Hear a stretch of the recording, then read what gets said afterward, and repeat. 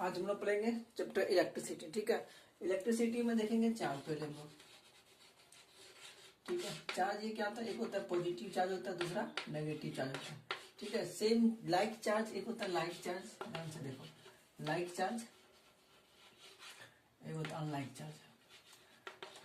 Like charge कहने का मतलब या तो दोनों पॉजिटिव होगा या फिर दोनों नेगेटिव होगा। ठीक है, लाइक चार्ज का मतलब दोनों नेगेटिव हो या दोनों पॉजिटिव हो, तो वो कहलाएगा लाइक, मतलब सेम तरह का चार्ज होगा, चाहे वो दोनों पॉजिटिव हो या दोनों फिर नेगेटिव हो, तो उसको हम लोग लाइक चार्ज बोलेंगे। और अगर एक पॉजिटिव एक नेगेटिव हो या फिर एक पॉजिटिव और एक नेगेटिव हो, क्या बोलो, एक पॉजिटिव रहे या नेगेटिव रहे, तो वो अनलाइक चार्ज। अगर सेम तरह का दोनों नेगेटिव है दोनों पॉजिटिव है तो लाइक चार्ज कहलाएगा। ठीक है, अब देखो प्रॉपर्टी ऑफ चार्ज देखते हैं हम लोग। Properties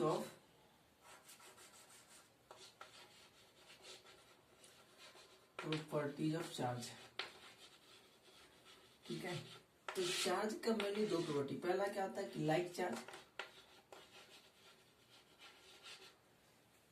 like charge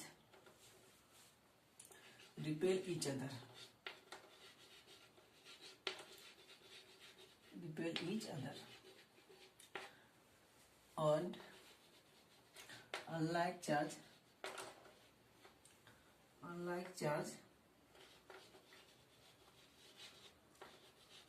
attract each other। ठीक है, इसका मतलब हो गया अगर दोनों नेगेटिव नेगेटिव हो, मान लो कि दो चार्ज है, सपोज करो एक प्लस क्यू हो जाएगा या माइनस क्यू और एक और माइनस क्यू, तो ये दोनों चार्ज सेम क्या है, लाइक चार्ज है, दोनों नेगेटिव है, दोनों एक दूसरे को क्या करेगा, रिपेल करेगा। या फिर दोनों पॉजिटिव ही रहेगा तो वो दोनों भी आपस में क्या करेगा, दूसरे क्या करेगा, रिपेल करेगा। ठीक है, एक और बताएं कि unlike charge reflect each other, कहने का मतलब अगर एक नेगेटिव एक पॉजिटिव होगा तो ये इसको खींचेगा, ये इसको खींचेगा। ठीक है, या तो फिर एक पॉजिटिव हो या नेगेटिव हो तो ये इसको खींचेगा, ये इसको खींचेगा, ये इसको खींचेगा। ठीक है, तो सेम तरह का चार्ज हो, कहने का मतलब लाइक चार्ज है, वो एक जैसा, चाहे वो पॉजिटिव पॉजिटिव हो या पॉजिटिव नेगेटिव हो, दोनों आप एक दूसरे क्या करेगा, अट्रैक्ट करेगा। और अगर अनलाइक होगा, मतलब एक पॉजिटिव एक नेगेटिव हो, एक दूसरे क्या करेगा, अट्रैक्ट करेगा। ठीक है, अब अगला प्रॉपर्टी देखते हैं। पहला प्रॉपर्टी क्या था मेरा, like charge repel each other and unlike charge attract each other. दूसरा प्रॉपर्टी जो होता है, charge is quantize, charge is quantize.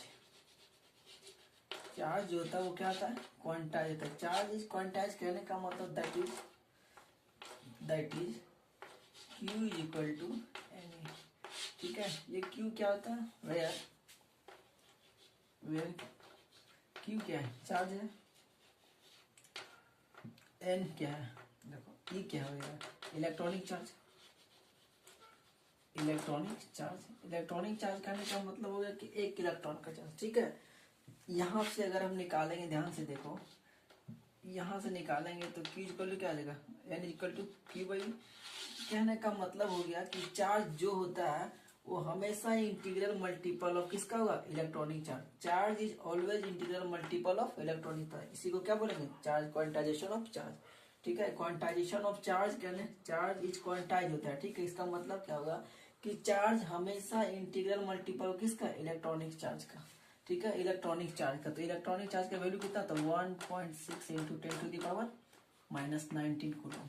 ठीक है, तो ये चार्ज जब भी होगा कोई इलेक्ट्रॉनिक चार्ज का इंटीग्रल मल्टीपल होगा, और एन क्या हो जाएगा, एन जो हो जाएगा एक पॉजिटिव इंटीजर, एन क्या होता है, पॉजिटिव इंटीजर हो जाएगा। ठीक है, एन क्या हो जाएगा,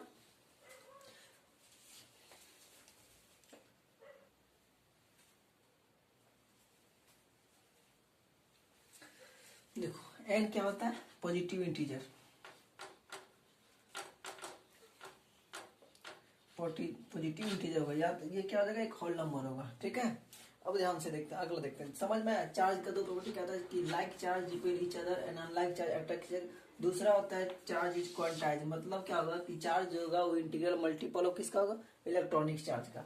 ठीक है, इलेक्ट्रॉनिक चार्ज का वैल्यू कितना था, 1.6 इंटू 10⁻⁻19 कूलम। ठीक है, आगे देखते हैं हम लोग, इलेक्ट्रिक पोटेंशियल, इलेक्ट्रिक पोटेंशियल। ठीक है, देखो अगला टॉपिक है इलेक्ट्रिक पोटेंशियल, इलेक्ट्रिक पोटेंशियल। ठीक है, इलेक्ट्रिक पोटेंशियल को हम लोग V से डिनोट करते हैं। ठीक, इलेक्ट्रिक पोटेंशियल, अब ध्यान से समझो, सपोज करिए कि कोई इलेक्ट्रिक फील्ड है, ठीक है, कोई इलेक्ट्रिक फील्ड है यहाँ पे, ये क्या है, इलेक्ट्रिक फील्ड है, इलेक्ट्रिक फील्ड है। अब इलेक्ट्रिक फील्ड में एक पॉइंट ए मान लेते हैं हम लोग, ठीक है, ध्यान से समझो, ये इलेक्ट्रिक फील्ड में ये पूरा क्या इलेक्ट्रिक फील्ड है, ये इलेक्ट्रिक फील्ड है। इलेक्ट्रिक फील्ड में क्या हुआ है कि ये पॉइंट ए है। अब ध्यान से देखो कि पोटेंशियल, इलेक्ट्रिक पोटेंशियल होता है क्या। अब यहाँ पे मान लो कि ये इन्फिनिटी, इस पॉइंट कहाँ, ये पॉइंट डिस्टेंस क्या है, इन्फिनिटी, मान लो इन्फिनाइट डिस्टेंस पे, ठीक है, हम क्या बोलेंगे कि एक इन्फिनिटी पॉइंट से एक बी पॉइंट है जो इन्फिनिटी पे है, ठीक है, और इस बी पॉइंट पे एक चार्ज है, वो है प्लस क्यू, इसको क्या बोलते हैं, यूनिट पॉजिटिव चार्ज। क्या है ये, यूनिट पॉजिटिव चार्ज है, यूनिट पॉजिटिव चार्ज है, ठीक है। अब ध्यान से देखो इलेक्ट्रिक पोटेंशियल क्या होता है। अगर कोई ये इन्फिनिटी से, ठीक है, कोई भी यूनिट पॉजिटिव चार्ज को हम इलेक्ट्रिक फील्ड में कोई भी पॉइंट ऑफ इंटरेस्ट तक लाते हैं, ठीक है, इन्फिनाइट से, ध्यान से समझो, इन्फिनाइट से या इन्फिनिटी से कोई भी यूनिट पॉजिटिव चार्ज को हम लोग इलेक्ट्रिक फील्ड के अंदर किसी भी पॉइंट पे लाते हैं, तो उसको लाने में जितना वर्क डन होता है वो क्या लाता है, हमारा इलेक्ट्रिक पोटेंशियल, ठीक है। तो इलेक्ट्रिक पोटेंशियल क्या हो जाएगा, the work done in moving unit positive charge from infinity to the point of interest in an electric field, ठीक है। इलेक्ट्रिक पोटेंशियल क्या हो जाएगा, amount of work done in moving unit positive charge from infinity to the point of interest in an electric field, ठीक है। एक unit positive charge को infinity से इलेक्ट्रिक फील्ड के किसी एक पॉइंट तक, ठीक है, जो हमारा पॉइंट ऑफ इंटरेस्ट होगा, लेकिन ये इलेक्ट्रिक फील्ड के अंदर, ठीक है, तो इन्फिनिटी से इलेक्ट्रिक फील्ड के अंदर किसी पॉइंट तक लाने में यूनिट पॉजिटिव चार्ज को जितना वर्क डन होता है वो क्या लाएगा, हमारा इलेक्ट्रिक पोटेंशियल, ठीक है, समझ में आ गया। तो electric potential is equal to क्या आ जाएगा, अगर हम बात करें इलेक्ट्रिक पोटेंशियल का, electric potential is equal to हो जाएगा वर्क डन बाय चार्ज, ठीक है, वर्क डन बाय चार्ज। ये बोर्ड देखते हैं, इलेक्ट्रिक पोटेंशियल क्या होता है, एक यूनिट पॉजिटिव चार्ज को इन्फिनिटी से point of interest in an electric field, ठीक है, कोई भी इलेक्ट्रिक फील्ड के अंदर किसी पॉइंट तक इन्फिनिटी से कोई भी पॉजिटिव चार्ज को लाने में जितना वर्क होता है वो कहलाता है हमारा क्या, इलेक्ट्रिक पोटेंशियल। इलेक्ट्रिक पोटेंशियल क्या जाएगा, वर्क डन बाय चार्ज। यहाँ ध्यान से देखो, ये निकालेंगे, वर्क डन बाय क्या जाएगा, चार्ज होगा। Electric potential is equal to क्या जाएगा, V is equal to W by Q। W क्या जाएगा, work done, and Q is the charge. ये क्या पोटेंशियल है, इलेक्ट्रिक पोटेंशियल हो जाएगा, ठीक है। अब ध्यान से यहाँ देखेंगे यूनिट ऑफ पोटेंशियल, तो यूनिट ऑफ पोटेंशियल जो होता है इसका, ये यूनिट क्या हो जाएगा, वोल्ट होता है, ठीक है, इसको भी हम लोग V से डिनोट करते हैं, ठीक, याद रखें। तो वोल्ट इज इक्वल टू हम लोग क्या ले सकते हैं, यहाँ ध्यान से देखो, वोल्ट इज इक्वल टू ले सकते हैं, वर्क का क्या आता है, जूल बाय चार्ज का क्या आ जाएगा, कूलम हो जाएगा, ये आ जाएगा हमारा, ठीक है। तो ये इलेक्ट्रिक पोटेंशियल का यूनिट हो जाएगा हमारा वोल्ट, याद रखेंगे हम लोग। अब देखते हैं इलेक्ट्रिक पोटेंशियल डिफरेंस क्या आता है, ठीक है।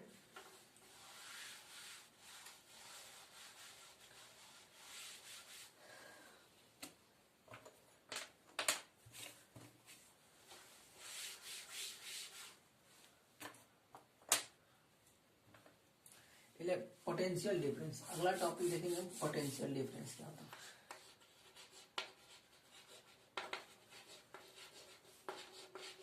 पोटेंशियल डिफरेंस, ठीक है, पोटेंशियल डिफरेंस क्या होता है, अब ध्यान से समझेंगे इस चीज को हम लोग। सपोज करो ये कोई इलेक्ट्रिक फील्ड है, ठीक है, इसके अंदर क्या इलेक्ट्रिक फील्ड है, यहाँ पे इलेक्ट्रिक फील्ड है, इलेक्ट्रिक फील्ड हो जाएगा, ठीक है। अभी हम इलेक्ट्रिक पोटेंशियल पढ़े कि कोई भी चार्ज को अगर इन्फिनिटी से हम लोग इलेक्ट्रिक फील्ड के अंदर पॉइंट ऑफ इंटरेस्ट, मान लो कि एक पॉइंट ये हो गया, एक पॉइंट ये हो गया, ठीक है, इलेक्ट्रिक फील्ड के अंदर किसी भी पॉइंट पे जहां तुम्हारा मन कर दे वहां तक ठीक है, लेकिन लाना कहाँ से हमको, इन्फिनिटी से। तो इन्फिनिटी से पॉइंट ऑफ इंटरेस्ट तक लेकर आते हैं, और वो पॉइंट ऑफ इंटरेस्ट कहाँ होना चाहिए, इलेक्ट्रिक फील्ड के अंदर होगा। तो कोई इलेक्ट्रिक फील्ड के अंदर पॉइंट ऑफ इंटरेस्ट पे कोई भी पॉजिटिव चार्ज को अगर इन्फिनिटी से लाते हैं तो उसको लाने में जितना वक्रन होता है वो कहलाता है इलेक्ट्रिक पोटेंशियल। तो सपोज करो कि इन्फिनिटी से पॉइंट ऑफ इंटरेस्ट मेरा ये है, ठीक है, और दूसरा पॉइंट ऑफ इंटरेस्ट क्या भी है। तो अगर इन्फिनिटी से इस पॉइंट तक कोई भी यूनिट पॉजिटिव चार्ज को लाएंगे तो उसको लाने में जितना वर्क हो तो वो क्या कहता है, पोटेंशियल कहलाएगा। इलेक्ट्रिक पोटेंशियल कहाँ पे होगा, एट ए हो जाएगा। यहाँ पे अगर निकालेंगे तो पोटेंशियल एट ए हो जाएगा, पोटेंशियल एट ए हो जाएगा। सपोज करो तो यहाँ ध्यान से देखो, इन्फिनिटी से ए पॉइंट तक अगर हम लेके आए चार्ज को तो उसको लाने में जितना वर्क डन हो गया वो क्या लाएगा, क्या, पोटेंशियल। इलेक्ट्रिक पोटेंशियल कहाँ का, एट पॉइंट ए। तो इलेक्ट्रिक पोटेंशियल एट ए हो जाएगा। भैया क्या है, potential at electric potential at A हो जाएगा। सिमिलरली अगर हम सपोज करते हैं कि ये हमारा पॉइंट ऑफ इंटरेस्ट नहीं है, हम इलेक्ट्रिक फील्ड के अंदर दूसरा पॉइंट, यहाँ हमारा पॉइंट ऑफ इंटरेस्ट है, तो इन्फिनिटी से पॉइंट ऑफ इंटरेस्ट तक लाने में जितना पॉजिटिव वर्क डन होता है वो क्या कहलाएगा, पोटेंशियल, इलेक्ट्रिक पोटेंशियल हो जाएगा। अब सपोज करो कि एक बार हम ये पॉइंट पे लाएं तो इलेक्ट्रिक पोटेंशियल कितना जाएगा, भैया। अब यहाँ इन्फिनिटी से हम अगर बी पॉइंट पे लाएंगे तो पोटेंशियल डिफरेंस कितना जाएगा, बी भी हो जाएगा। मान लेते हैं कि यहाँ इस पॉइंट पे लाने के लिए भी तो ये भी मेरा इन्फिनिटी से पॉइंट ऑफ इंटरेस्ट पे आ रहा है, तो यहाँ से यहाँ तक लाने में जितना वर्क डन का होगा उसको भी क्या बोलेंगे, इलेक्ट्रिक पोटेंशियल बोलेंगे। तो सपोज करते हैं कि इस पॉइंट पे इलेक्ट्रिक पोटेंशियल कितना है, बी है, इस पॉइंट पे इलेक्ट्रिक पोटेंशियल कितना है, बी है। अब ध्यान से देखो, तो दो पॉइंट के बीच के इलेक्ट्रिक पोटेंशियल के डिफरेंस को हम लोग क्या बोलेंगे, पोटेंशियल डिफरेंस बोलेंगे। इलेक्ट्रिक फील्ड के अंदर किसी दो पॉइंट के बीच के इलेक्ट्रिक पोटेंशियल डिफरेंस को इलेक्ट्रिक पोटेंशियल डिफरेंस बोलते हैं, ठीक है। ये क्या होता है, potential difference is defined as the difference of electric potential between two point in an electric field, ठीक है। इलेक्ट्रिक फील्ड के अंदर किसी दो पॉइंट के बीच के पोटेंशियल, इलेक्ट्रिक पोटेंशियल के डिफरेंस को इलेक्ट्रिक पोटेंशियल डिफरेंस कहते हैं, ठीक है, समझ में आया। यहाँ मान लेते भी, यहाँ क्या जाएगा वी, तो यहाँ से अगर निकालेंगे मतलब पोटेंशियल डिफरेंस तो क्या जाएगा, वी ए माइनस बी, ठीक है। चलो आगे देखते हैं अगला टॉपिक।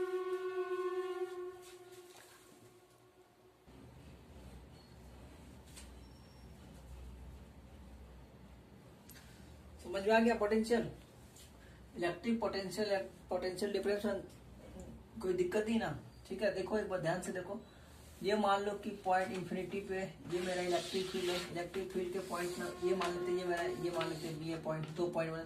तो इन्फिनिटी से पॉइंट ऑफ इंटरेस्ट ये और पॉइंट ऑफ दूसरे वाले इंटरेस्ट मेरा बी है, ठीक है।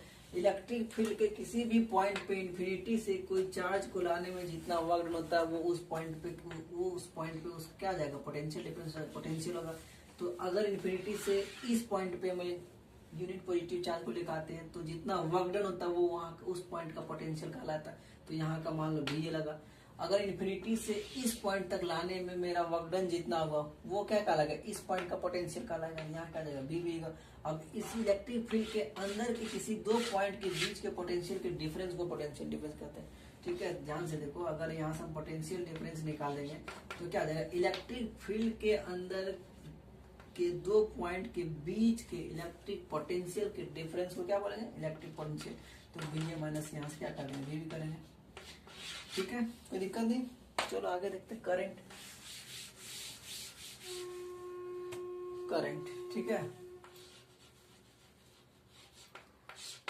करंट करते क्या, आई से। अब ध्यान से देखो, जब तक कोई चार्ज स्थिर है, ठीक है, तब तक वो चार्ज है। जैसे ये मूव करने लगेगा, ठीक है, चार्ज जब मूव करने लगेगा तो क्या कहला जाएगा, वो वही क्या बन जाएगा, करंट बन जाएगा।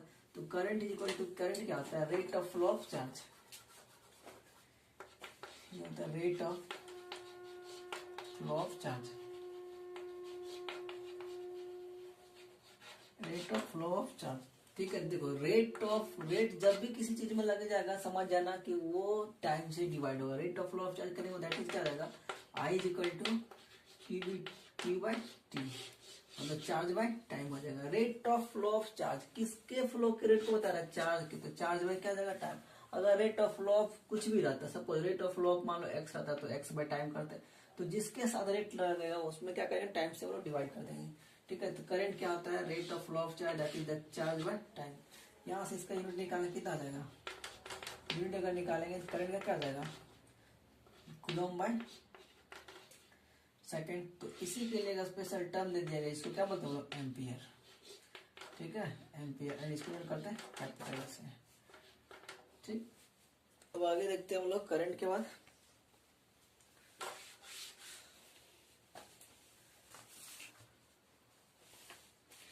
करंट के बाद हमारा अगला टॉपिक है ओम्स लॉ। ओम्स लॉ,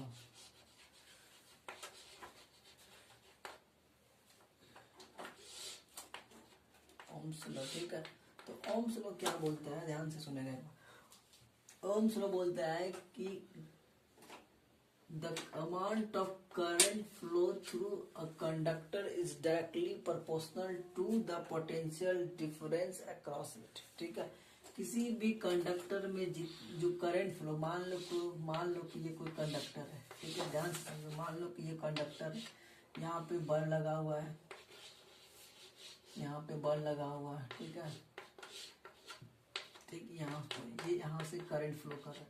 तो इस कंडक्टर में जो करंट फ्लो करेगा वो डायरेक्टली प्रोपोर्शनल हो जाएगा क्या, कि उस कंडक्टर के अक्रॉस दोनों एंड से कितना पोटेंशियल डिफरेंस फ्लो है। ठीक है, तो amount of current flow through a conductor is directly proportional to the potential difference applied across it. ठीक है, किसी भी कंडक्टर के अक्रॉस कितना पोटेंशियल डिफरेंस अप्लाई किए हैं। ठीक है, जितना आप ज्यादा पोटेंशियल डिफरेंस लगाएंगे उतना ज्यादा क्या करंट फ्लो करेगा। तो ओम्स लॉ क्या बोलेगा कि amount of current flow through a conductor is directly proportional to the potential difference applied across it. ठीक है, क्या हो जाएगा, amount of current flow through a conductor is directly proportional to the potential difference apply across it. ठीक है, ध्यान से देखो, इसका मतलब क्या हुआ कि अगर हम पोटेंशियल डिफरेंस को बढ़ाएंगे तो करंट भी बढ़ेगा। ठीक है, पोटेंशियल डिफरेंस को घटाएंगे तो करंट भी घटेगा। ठीक है, पोटेंशियल डिफरेंस को जैसे चेंज करेंगे उसी के अकॉर्डिंग हमारा करंट चेंज करेगा। बढ़ाएंगे तो बढ़ेगा, घटाएंगे तो घटाएंगे तो ये क्या जाएगा, घटेगा। ठीक है, it can be also written as,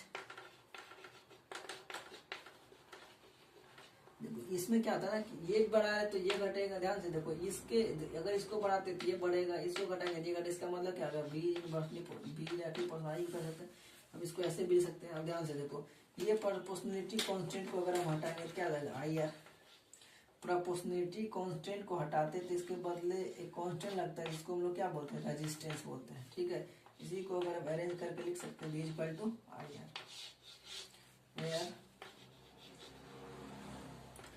ये क्या रहेगा, पोटेंशियल डिफरेंस।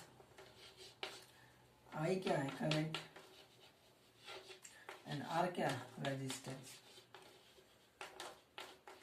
ठीक है, अब देखते हैं रेजिस्टेंस क्या होता है।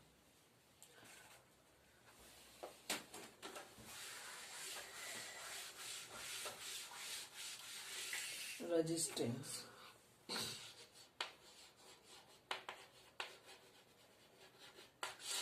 रेजिस्टेंस क्या है, it is the property of,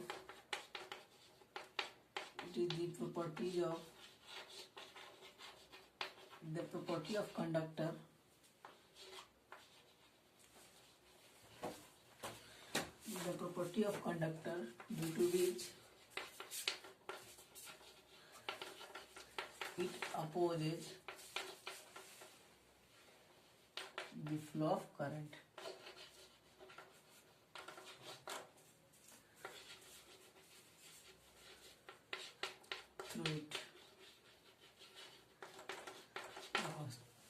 resistance क्या होता है, किसी भी कंडक्टर का वैसा प्रॉपर्टी जिसके थ्रू, मान लो कि ये कंडक्टर है। ठीक है, अब इस कंडक्टर के थ्रू जितना करंट फ्लो कर रहा है, ठीक है, उस फ्लो को अगर वो अपोज कर रहा है, इस मेटल का कोई ऐसा प्रॉपर्टी जो करंट फ्लो को, इसके थ्रू जो करंट पास कर रहा है उसके फ्लो को अगर अपोज करेगा तो उस प्रॉपर्टी को हम लोग क्या बोलेंगे, रेजिस्टेंस। तो रेजिस्टेंस मेटल का वह प्रॉपर्टी है जिससे इसमें के द्वारा जो करंट फ्लो कर रहा है उसको क्या करता है, अपोज करता है। ठीक है, so resistance is a property of conductor due to which it opposes the flow of current through it. ठीक है, समझ में आया, मतलब एक ऑब्स्टेकल का जैसे काम करता है। जो करंट फ्लो करेगा उसको क्या करेगा, डिस्टर्ब करेगा, उस प्रॉपर्टी को हम लोग बोलेंगे रेजिस्टेंस। ठीक है। अब देखते हैं रेजिस्टेंस होता है, ठीक है। अब रेजिस्टेंस में देखेंगे कौन कौन सा फैक्टर है जिसको जो रेजिस्टेंस को इफेक्ट करता है। फैक्टर अफेक्टिंग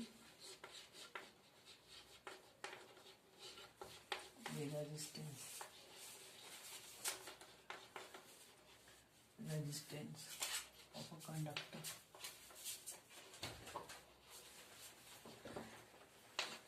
ठीक है, कौन कौन सा फैक्टर है जो रेजिस्टेंस को क्या करेगा, अफेक्ट करेगा। तो पहला होता है लेंथ, ठीक है। दूसरा हो जाएगा area of cross section, area of cross section, area of cross section, ठीक है। लेंथ कहने का मतलब हो गया, मान लो कि कोई एक वायर है, ठीक है, एक दूसरा वायर है, तो जितना ये देखो आप बता लेंथ क्या होगा।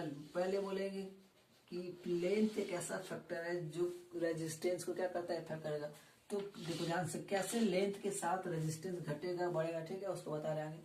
दूसरा तो एरिया ऑफ क्रॉस, मान लो कि कोई एक वायर है, ठीक है, कोई एक वायर दिया हुआ है, तो इसका एरिया ऑफ क्रॉस सेक्शन, ये वाला पार्ट कितना, ठीक है, ये वाला पार्ट, ये वाला एरिया, इसको बोलते हैं एरिया ऑफ क्रॉस सेक्शन। कोई सिलिंड्रिकल शेप का वायर लिया हुआ है, तो इसका कितना एरिया हुआ है, इसी को बोलते हैं एरिया ऑफ क्रॉस सेक्शन। तो इसको घटाने या बढ़ाने से क्या होता है उसको देखेंगे हम लोग। तीसरा दिया हुआ है नेचर ऑफ मैटर,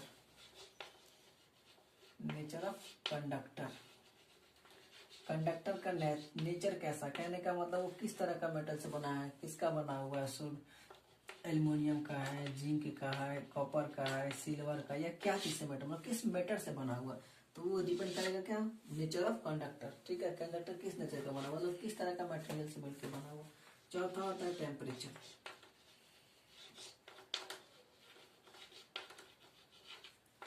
ठीक है। चौथा होता है टेम्परेचर। टेम्परेचर घटाने बढ़ाने से क्या ये रेजिस्टेंस पे इफेक्ट पड़ता है, ठीक है। उसको अब देखो इधर करते देखेंगे हम लोग। लेंथ ऑफ कंडक्ट, लेंथ पे factor affecting the resistance of conductor. कौन कौन सा फैक्टर है जो रेजिस्टेंस को क्या करेगा, अफेक्ट करेगा। तो पहला फैक्टर होता है लेंथ। तो लेंथ कैसे चेंज करता है, तो लेंथ के क्या आ जाएगा, लेंथ इसको एल मान लेते हैं, एरिया क्रॉस सेक्शन स्मॉल है। देखो लेंथ को बढ़ाएंगे तो रेजिस्टेंस क्या हो जाएगा, बढ़ जाएगा, ठीक है। अगर लेंथ को बढ़ाएंगे तो रेजिस्टेंस हमारा, किसी भी वायर का लेंथ मान लो कि अभी मान लेते हैं कि अगर लेंथ एल है तो रेजिस्टेंस आर हो जाएगा, आर है सपोज करो।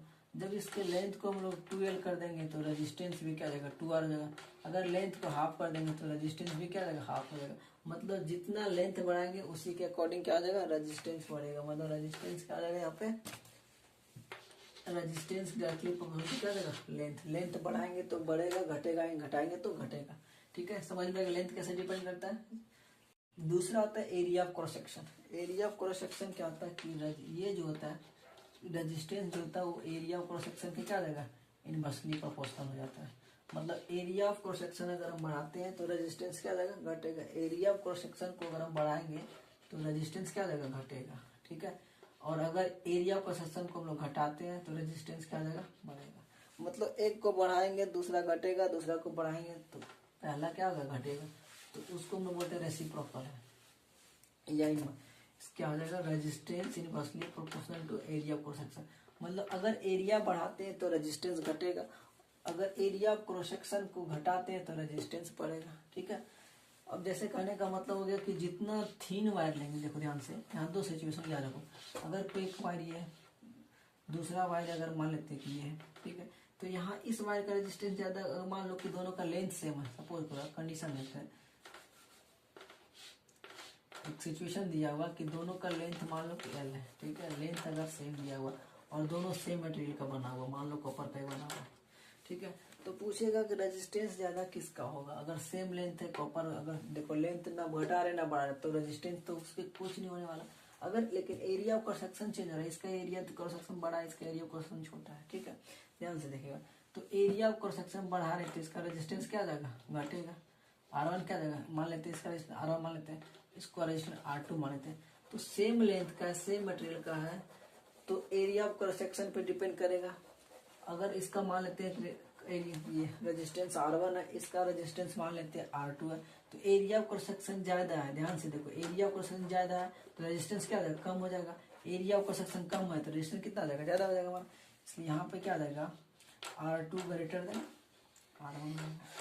ठीक है, मतलब अगर सेम मटेरियल का कोई वायर है और सेम लेंथ है तो जो पतला वायर होगा, कहने का मतलब जिसका एरिया ऑफ कंस्ट्रक्शन कम हो जाएगा उसका रेजिस्टेंस क्या हो जाएगा, ज्यादा हो जाएगा। और जो मोटा वायर होगा जिसका एरिया ऑफ कंस्ट्रक्शन ज्यादा का वो उसका रेजिस्टेंस क्या हो जाएगा, कम हो जाएगा। ठीक है, सेम लेंथ का सेम मटेरियल का अगर वायर बना हुआ है तो जो पतला वायर है उसका रेजिस्टेंस ज्यादा होगा और जो मोटा वायर है मतलब जिसका एरिया ऑफ कंस्ट्रक्शन ज्यादा है उसका रेजिस्टेंस क्या हो जाएगा, कम हो जाएगा। ठीक है, अब ध्यान से देखो, अगला आता है नेचर ऑफ कंडक्टर। देखो नेचर ऑफ कंडक्टर क्या होता है ना कि इसमें ना लेंथ पे डिपेंड, ये क्या होता है वायर छोटा लो बड़ा लो उससे मतलब मायने नहीं रखता। ठीक है, मतलब अगर वो सेम मटेरियल का बना हुआ तो रेजिस्टेंस सेम रहेगा, अगर अलग अलग मटेरियल का बना हुआ तो उसका रेजिस्टेंस क्या रहेगा, अलग अलग। सो नेचर ऑफ कंडक्टर, ध्यान से देखो, नेचर ऑफ कंडक्टर जैसा रहेगा, अगर सेम मटेरियल का बना हुआ एल्यूमिनियम का है तो सबका रेजिस्टेंस एक जैसा रहेगा, कॉपर का तो एक जैसा रहेगा। ठीक है, तो इट डिपेंड अपॉन द ये मटेरियल, किस तरह का मटेरियल से क्या होता है वो बना हुआ। ठीक है, अगला है टेम्परेचर। तो टेम्परेचर पे रेजिस्टेंस कैसे डिपेंड करता है, तो यहाँ पे क्या है, on increasing temperature, on increasing temperature, on increasing temperature resistance of conductor increases, resistance of conductor increases. ठीक है, मतलब अगर रेजिस्टेंस टेम्परेचर के क्या होता है, डायरेक्टली प्रोपोर्शन होता है।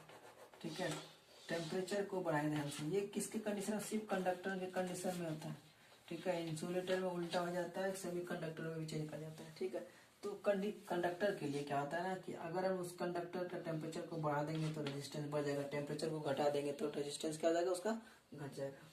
ठीक है, समझ में आया। पहला क्या था, लेंथ के डायरेक्टली प्रोपोर्शनल होता है, एरिया ऑफ कंस्ट्रक्शन के क्या था, इनवर्सली प्रोपोर्शनल होता है, नेचर ऑफ मैटर में कंडक्टर कैसा किस मटेरियल से बना उस पर डिपेंड करता है, और टेम्परेचर में क्या था, टेम्परेचर बढ़ाएंगे तो रेजिस्टेंस बढ़ेगा। ठीक है, समझ में आया।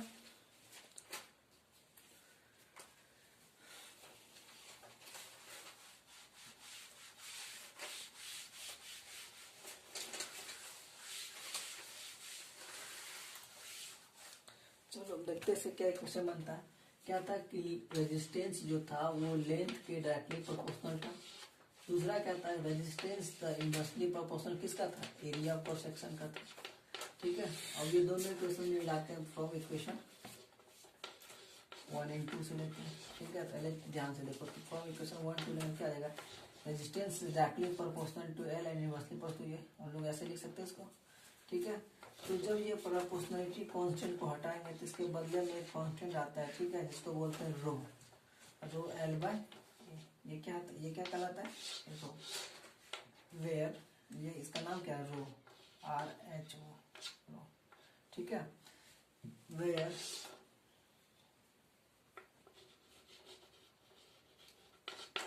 आर पता है, आर क्या, रेजिस्टेंस, रेजिस्टेंस हो जाएगा, एल हो जाएगा length of conductor, length of conductor, ये हो जाएगा एरिया ऑफ क्रॉस सेक्शन,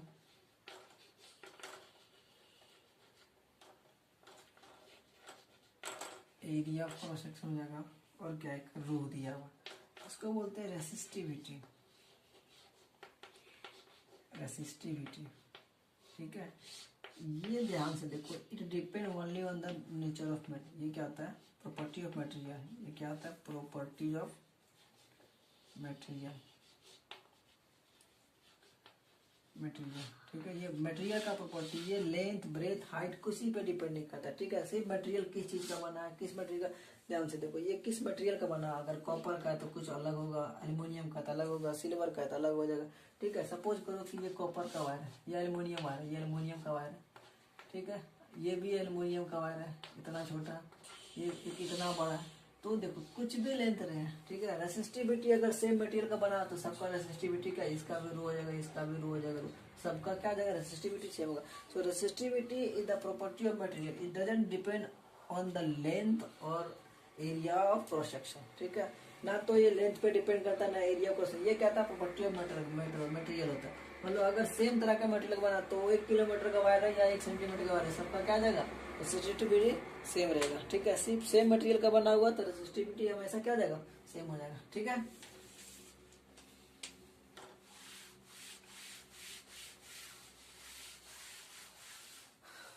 अब देखते हैं यूनिट ऑफ रेसिस्टिविटी क्या आएगा, ठीक है। यहाँ से निकालते हैं unit of resistivity, unit of resistivity, resistivity rho, rho का यूनिट क्या आ जाएगा, ठीक है। तो आर इक्वल टू क्या आता है रो एल बाई ए। तो अगर यहाँ से हम लोग रो निकालेंगे तो आर ए बाई एल हो जाएगा। अब ध्यान से देखो रो के आर क्या रेजिस्टेंस है, रेजिस्टेंस का क्या होता है ओम होता है, ठीक है ओम। ये क्या area of cross section, area of cross section देखो एरिया क्या है एक तरह से लेंथ है, ठीक है। लेंथ है तो लेंथ का क्या होता है मीटर होता है, तो मीटर ये एरिया क्या देगा स्क्वायर में आएगा, तो ये हो जाएगा मीटर स्क्वायर। लेंथ लेंथ क्या ये डिस्टेंस डिस्टेंस है, डिस्टेंस का क्या जाएगा मीटर होता है, ऐसा ही मीटर होता है। तो 1 मीटर से ये कट गया क्या आ जाएगा ओम मीटर। तो यूनिट ऑफ रेसिस्टिविटी का अगर हम बात करेंगे क्या जाएगा हमारा ओम मीटर, ठीक है ओम मीटर, ठीक।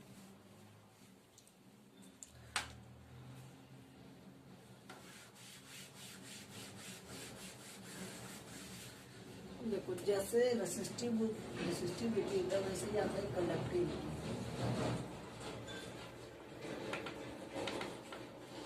ठीक है।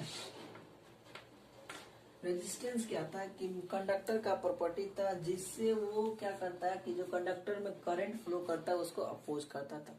उसी तरह से कंडक्टर का प्रॉपर्टी होता है कंडक्टेंस जो क्या करता है करंट फ्लो को क्या करेगा सपोर्ट करेगा, ठीक है। और कंडक्टिविटी तो ये क्या होता है रेसिप्रोकल ऑफ रेसिस्टिविटी, रेसिस्टिविटी, ठीक है।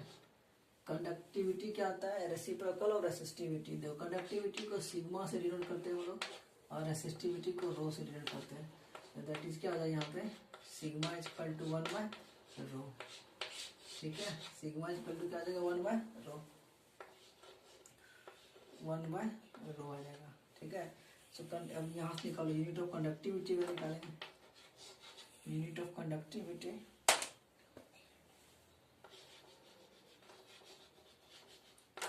कंडक्टिविटी तो यहाँ यूनिट क्या आ जाएगा इसका निकालेंगे तो 1 बाय क्या रो है, तो 1 बाय रो का क्या था ओम मीटर,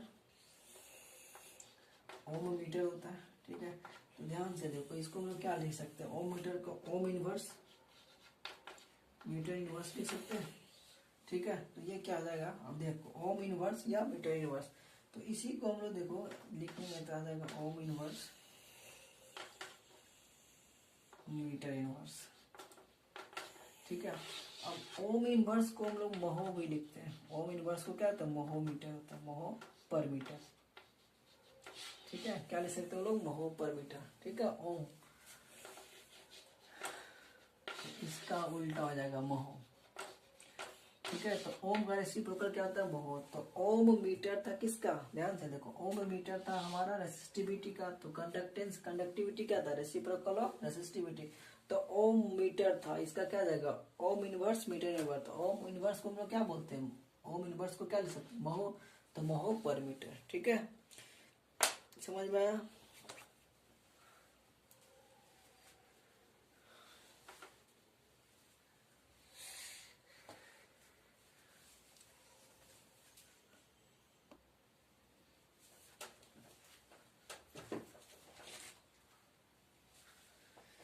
आगे पढ़ेंगे हम लोग कॉम्बिनेशन ऑफ रेजिस्टेंस।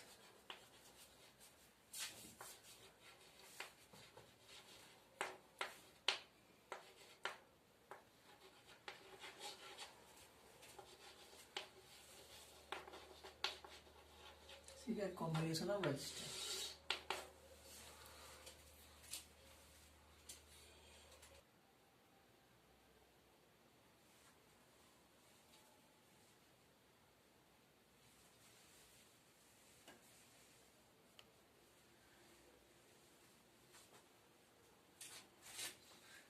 कॉम्बिनेशन और रजिस्टर में क्या होता है, पहला देखेंगे सीरीज कॉम्बिनेशन,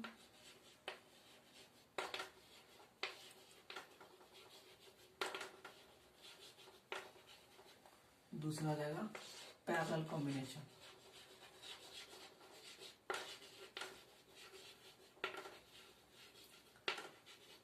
पैरेलल, ठीक है। सीरीज एक होता है सीरीज कॉम्बिनेशन, दूसरा आ जाएगा पैरेलल। सीरीज कॉम्बिनेशन क्या होता है यार, देखते हैं हम लोग पहले सीरीज कॉम्बिनेशन, ठीक है।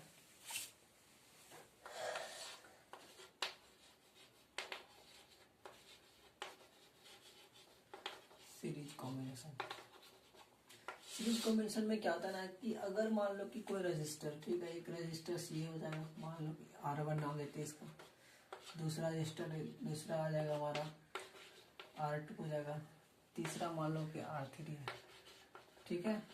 तो अगर कोई रेजिस्टेंस का एक इंड दूसरे के इंड के साथ अटैच हुआ, दूसरा का इंड तीसरे के पहले इंड के साथ अटैच हुआ, ठीक है, मतलब एक के बाद दूसरा, दूसरे के बाद तीसरा, मान लो एक का इंड दूसरे के साथ, दूसरा का तीसरे के साथ अगर अटैच रहेगा तो वैसा कॉम्बिनेशन को क्या बोलेंगे, सीरीज कॉम्बिनेशन बोलेंगे, ठीक है।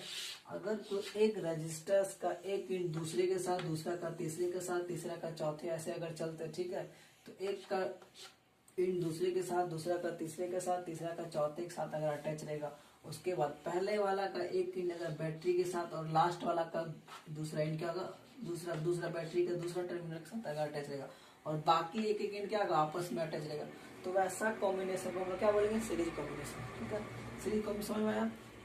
अगर किसी भी कंडक्टर का एक इंड दूसरे के साथ, दूसरा का तीसरे के साथ, तीसरा चौथा कंटिन्यू चलते रहेगा, और आखिरी वाला कंडक्टर, आखिरी वाला रेजिस्टेंस का इंड क्या आ जाएगा, बैटरी, ये तुम्हारा जो सेल रहेगा उसका एक इंड के साथ, और दूसरा पहले वाला का भी एक इंड क्या था, बैटरी के साथ अटैच रहेगा, तो वैसा कॉम्बिनेशन को हम लोग क्या बोलेंगे, सीरीज कॉम्बिनेशन, ठीक है। अब सीरीज कॉम्बिनेशन में देखेंगे कुछ पॉइंट है, सीरीज कॉम्बिनेशन में एक दो पॉइंट है, ठीक है, उसको याद रखो क्या क्या कंडीशन है।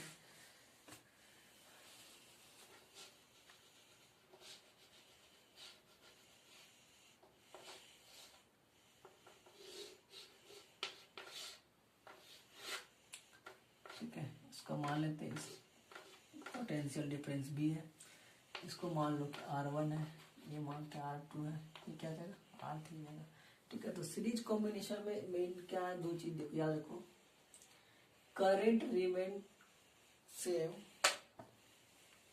इसमें क्या होता है, करंट जो होता है, current remain same across each resistance,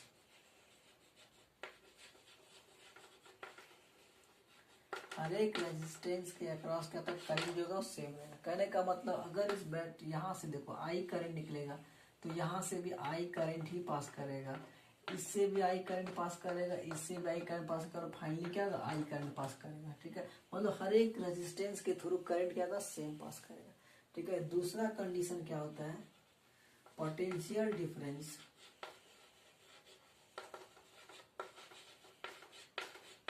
potential difference across each resistance, across each resistance,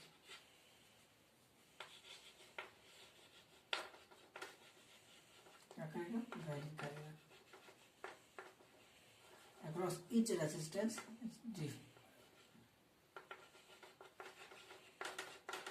हर एक रजिस्टर के अक्रॉस क्या होगा, पोटेंशियल डिफरेंस अलग अलग होगा। कहने का मतलब अगर हो गया कि अगर यहाँ से भी पोटेंशियल, यहाँ से देखो भी पोटेंशियल डिफरेंस है, तो इस रेजिस्टेंस के अक्रॉस मान लेते हैं V1 हो जाएगा, इसके अक्रॉस कुछ और होगा यहाँ पे, तो इसको V2 मान लेते हैं, इसके अक्रॉस V3 मान लेते हैं, ठीक है।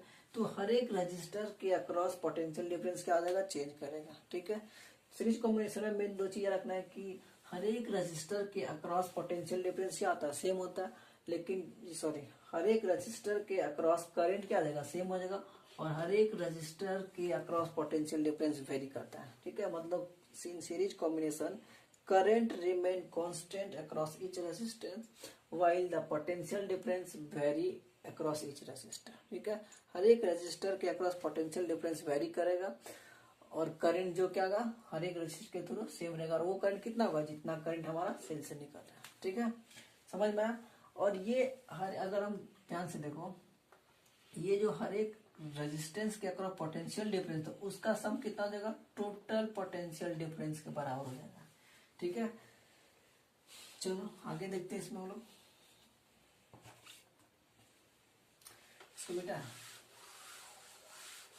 देखो, इसमें जो वेरी करता है, हम क्या बोले कि potential difference across each resistor अलग अलग होगा। ठीक है, और उसका सम किसके बराबर हो जाएगा, टोटल पोटेंशियल डिफरेंस जो है सेल के अक्रॉस उसके बराबर हो जाएगा। तो V इक्वल टू क्या आ जाएगा, V1 plus V2 plus V3 हो जाएगा। ठीक है, V equal to V1 plus V2 V1। अब अकॉर्डिंग टू, यहाँ ध्यान से देखो, according to Ohm's law, Ohm's law, Ohm's law क्या बोलता है, V इक्वल टू क्या आता है, IR होता है। ठीक है, अब ध्यान से देखो, इस सर्किट से ध्यान से देखो कि I करंट निकल, मतलब ये सॉरी, इस सेल से I करंट यहाँ से निकल रहा है।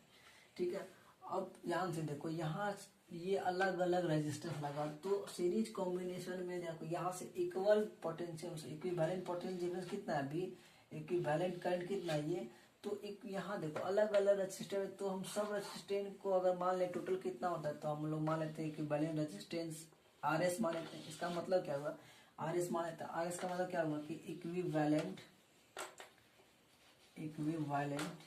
या टोटल रेजिस्टेंस इन सीरीज। ठीक है, तो हम देखो ये सारा R1 R2 R3 के लिए हम एक कॉमन ले लिए कि ये सबका रेजिस्टेंस कितना है, RS है, मतलब equivalent resistance in series combination. ठीक है, ध्यान से देखो, तो अगर हम मान लो कि पूरा सर्किट में ये पोटेंशियल डिफरेंस भी है पूरा का, टोटल I करंट प्रोड्यूस कर रहा है। ठीक है, अब तो ध्यान से देखो, तो टोटल रेजिस्टेंस कितना देगा, RS मान लिया। अब इस रेजिस्टेंस के अक्रॉस अगर पोटेंशियल डिफरेंस भी है, करंट पता है कि सबके थ्रू सेम जाएगा। ठीक है, तो यहाँ V1 हो जाएगा, I करंट पास करो, और रेजिस्टेंस कितना R1, तो हम लिख सकते हैं इसके देयरफॉर यहाँ से अगर निकालेंगे तो क्या देगा, V1 अगर हो जाएगा तो I सेम है तो R1 हो जाएगा। ठीक है, मतलब अगर सर्किट में टोटल इक्विवेलेंट पोटेंशियल डिफरेंस इतना था, करंट इतना था, तो क्या देगा, रेजिस्टेंस में इतना देगा। अगर मानते हैं कि पोटेंशियल डिफरेंस V1 होगा, रेजिस्टेंस R1 हो जाएगा, तो करंट क्या देगा, I हो जाएगा। सिमिलरली निकालेंगे यहाँ से तो क्या देगा, सिमिलरली क्या देगा, V2 is equal to IR2 हो जाएगा, V3 इज इक्वल टू क्या देगा, IR3 हो जाएगा। ठीक है, अगर इस, ठीक है, यहाँ से क्या देगा, इक्वेशन 1 मान लो, 2 मान लेते हैं, इक्वेशन 3 मानते हैं। ठीक है, इक्वेशन क्या देगा, 3 हो जाएगा। अब देखो ध्यान से देखो, यहाँ क्या लिखा हुआ, V इक्वल टू क्या देगा मेरा, V इक्वल टू क्या था, V इक्वल टू हमारा V1 plus V2 plus V3 था, तो क्या आ जाएगा, V इक्वल टू, यहाँ V का वैल्यू अगर ओम सोल्यूशन निकालते हैं तो क्या आ जाएगा, V इक्वल टू IR हो जाएगा। IR तो टोटल इक्विवेलेंट पोटेंशियल डिफरेंस था, तो इक्विवेलेंट करंट, और यहाँ पे क्या था, टोटल रेजिस्टेंस, ये टोटल क्या था, टोटल पोटेंशियल डिफरेंस, तो total potential difference equal to total current total resistance, तो टोटल रेजिस्टेंस या इक्विवेलेंट रेजिस्टेंस कितना, इसको मान है RS मान लिया लोग। अब V1, यहाँ से अगर हम V1 का वैल्यू पुट करें कितना आ जाएगा,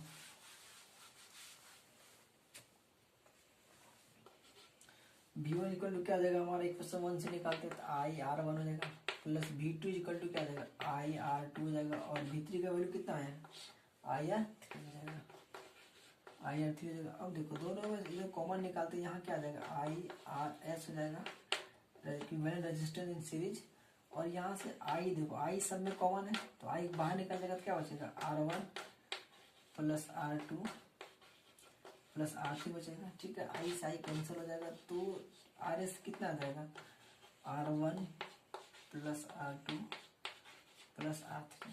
ठीक है, अब ध्यान से देखो, इसका मतलब क्या हुआ कि अगर सीरीज कॉम्बिनेशन में रेजिस्टेंस है, ठीक है, तो इक्विवेलेंट रेजिस्टेंस या टोटल रेजिस्टेंस क्या होता है, उसका अलजेब्रिक सम होता है।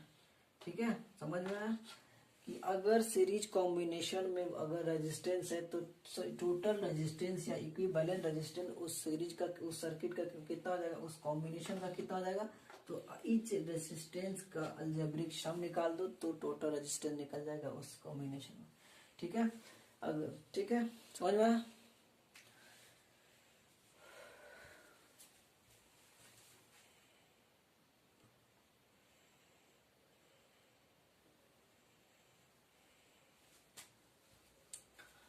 आगे देखते हैं पैरेलल कॉम्बिनेशन। दूसरा क्या है? Parallel combination.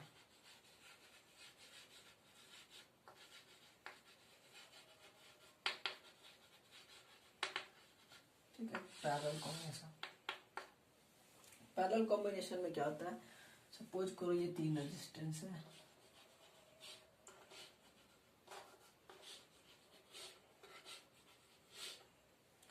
ठीक है,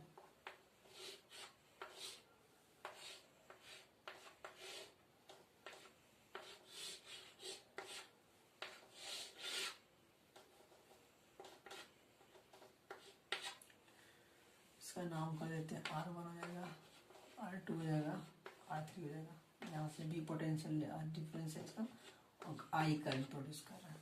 ठीक है, तो अगर हम यहाँ से देखेंगे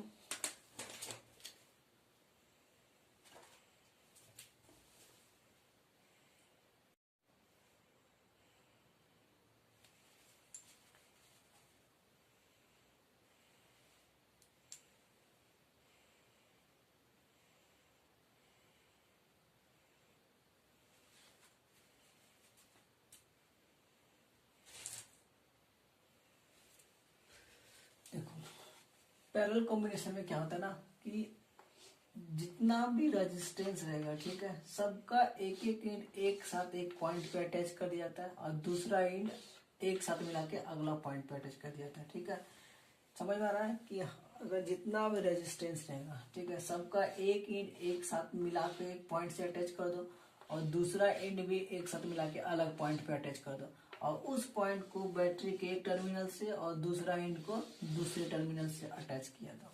ठीक है, तो अगर ऐसा अरेंजमेंट रहेगा, ऐसा कॉम्बिनेशन रहेगा तो उसको क्या बोलेंगे हम लोग? Parallel combination.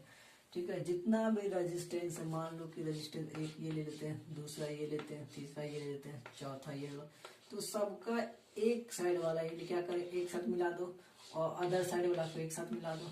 ठीक है, और एक सेल ले लो, तो एक इंड को इधर से मिला दो, दूसरा इंड को इधर वाला टर्मिनल मिला दो, तो इस अरेंजमेंट को हम लोग क्या बोलेंगे? Series combination. ठीक है, सॉरी इसको बोलेंगे पैरेलल कॉम्बिनेशन।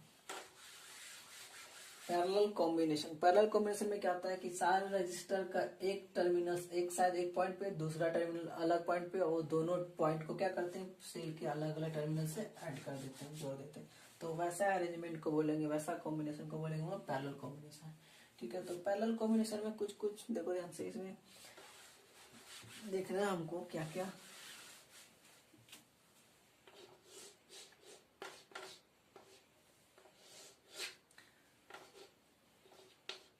देखो पैरेलल हम लोग सीरीज में क्या देखे थे कि करंट अक्रॉस ईच रजिस्टर क्या था? सेम था, लेकिन पोटेंशियल डिफरेंस हर एक रजिस्टर के अलग अक्रॉस अलग अलग था। यहाँ पे पैरेलल में क्या हो जाएगा? जस्ट उल्टा हो जाएगा। ठीक है, उसका हर एक रजिस्टर के अक्रॉस यहाँ पे करंट वेरी करेगा। तो मान लो कि इसमें आई करंट जाएगा, इसमें क्या करेगा? आई करंट जा रहा है, यहाँ पे कितना जा रहा है? I2 करंट जाएगा, और यहाँ पे क्या जाएगा? I3 करंट जाएगा। तो यहाँ से आई करंट जा रहा है तो पास भी करेगा, I1 ही पास करेगा, इससे I2 पास करेगा, और इससे कितना पास करेगा? I3 पास करेगा, और तीनों यहाँ पे मिलके यहाँ कितना पास करेगा? I1 plus I2 plus I3। ठीक है, और यही तीनों मिला के किसके बराबर हो जाएगा? टोटल करंट के बराबर हो जाएगा। ठीक है, यहाँ से आई जा रहा था, अब यही वाला आई बट गया I1 I2 I3 में, तीनों मिल गए, फिर वही काम आ जाएगा, वही आई बन जाएगा। ठीक है, तो इसमें क्या देखिए हम लोग किसी पैरेलल कॉम्बिनेशन में क्या होता है? करंट आई लिखते हैं। ठीक है, I differ across each resistor,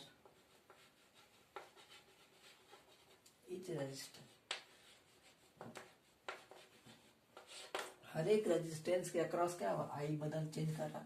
और दूसरा क्या था कि यहाँ पे देखो हर एक रजिस्टर के अक्रॉस पोटेंशियल डिफरेंस क्या हो जाएगा? सेम रहेगा। अगर इस रेजिस्टेंस के अक्रॉस पोटेंशियल डिफरेंस भी है तो इसके अक्रॉस पी भी होगा, इसके अक्रॉस पी भी होगा, और ये भी कितना होता है? जितना हम लोग पोटेंशियल डिफरेंस अप्लाई कर रहे हैं। ठीक है, सर्किट में जितना पोटेंशियल डिफरेंस हम लोग अप्लाई किए या जितना वोल्टेज है सेल का, उतना ही वोल्टेज हर एक रजिस्टर के अक्रॉस रहेगा। ठीक है, ठीक है, समझ में आया? हर एक रजिस्टर के अक्रॉस क्या पोटेंशियल डिफरेंस सेम रहेगा, तो लिखो potential difference remain same across each resistor। ठीक है, करंट क्या करता है? करंट होता है हमारा डिफर करेगा, डिफरेंस होता है, और पोटेंशियल डिफरेंस जो रहेगा, पोटेंशियल डिफरेंस क्या रहेगा? सेम रहेगा अक्रॉस ईच रेजिस्टर।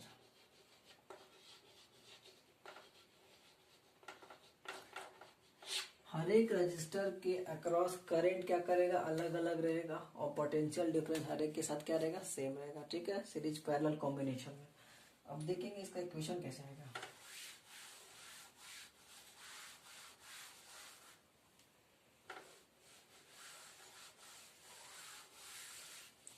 देखो याद रखना, देखो जो वेरी करता है उसको लिखते हैं। जैसे तो सीरीज कॉम्बिनेशन में क्या था कि पोटेंशियल डिफरेंस वेरी कर रहा था, हर एक रजिस्टर के अक्रॉस अलग अलग था, V1 माने थे, V2 माने थे, और कितना था? V3 था, और ये तीनों का सम किसके बराबर था? जितना हम लोग अप्लाई किए हुए। तो जो वेरी करता है हम लोग उसको लेंगे। ठीक है, जो वेरी करता है उसको लेंगे, उसको उसका सम किसके बराबर होगा? टोटल जितना हम लोग अप्लाई किए हुए। तो यहाँ पे वेरी क्या कर रहा है? करंट वेरी कर रहा है। ठीक है, तो आई जो होगा टोटल करंट कितना? आई जा रहा, ये किसके बराबर हो जाएगा? ध्यान से देखो, यहाँ I current he I1 I2 I3 में बट गया, तो मिलके भी क्या बना दें? आई बनेगा, मतलब आई जो होगा किसके बराबर हो जाएगा? I1 plus I2 plus I3 बराबर हो जाएगा। ठीक है, अब ध्यान से देखो, अगर यहाँ पे पोटेंशियल डिफरेंस भी था तो रेजिस्टेंस कितना था? अगर पोटेंशियल डिफरेंस भी था तो करंट कितना प्रोड्यूस? आई करंट प्रोड्यूस हो रहा था। ठीक है, और रेजिस्टेंस कितना हो जाएगा? टोटल रेजिस्टेंस मान लेते हैं हम लोग, आरपी मान लेते हैं। आरपी क्या रहेगा? इक्विवेलेंट रेजिस्टेंस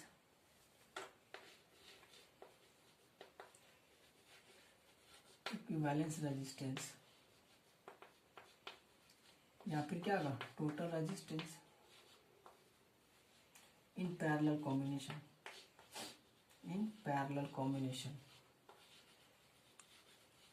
ठीक है, पैरेलल कॉम्बिनेशन में कितना हो जाएगा? भी हो जाएगा।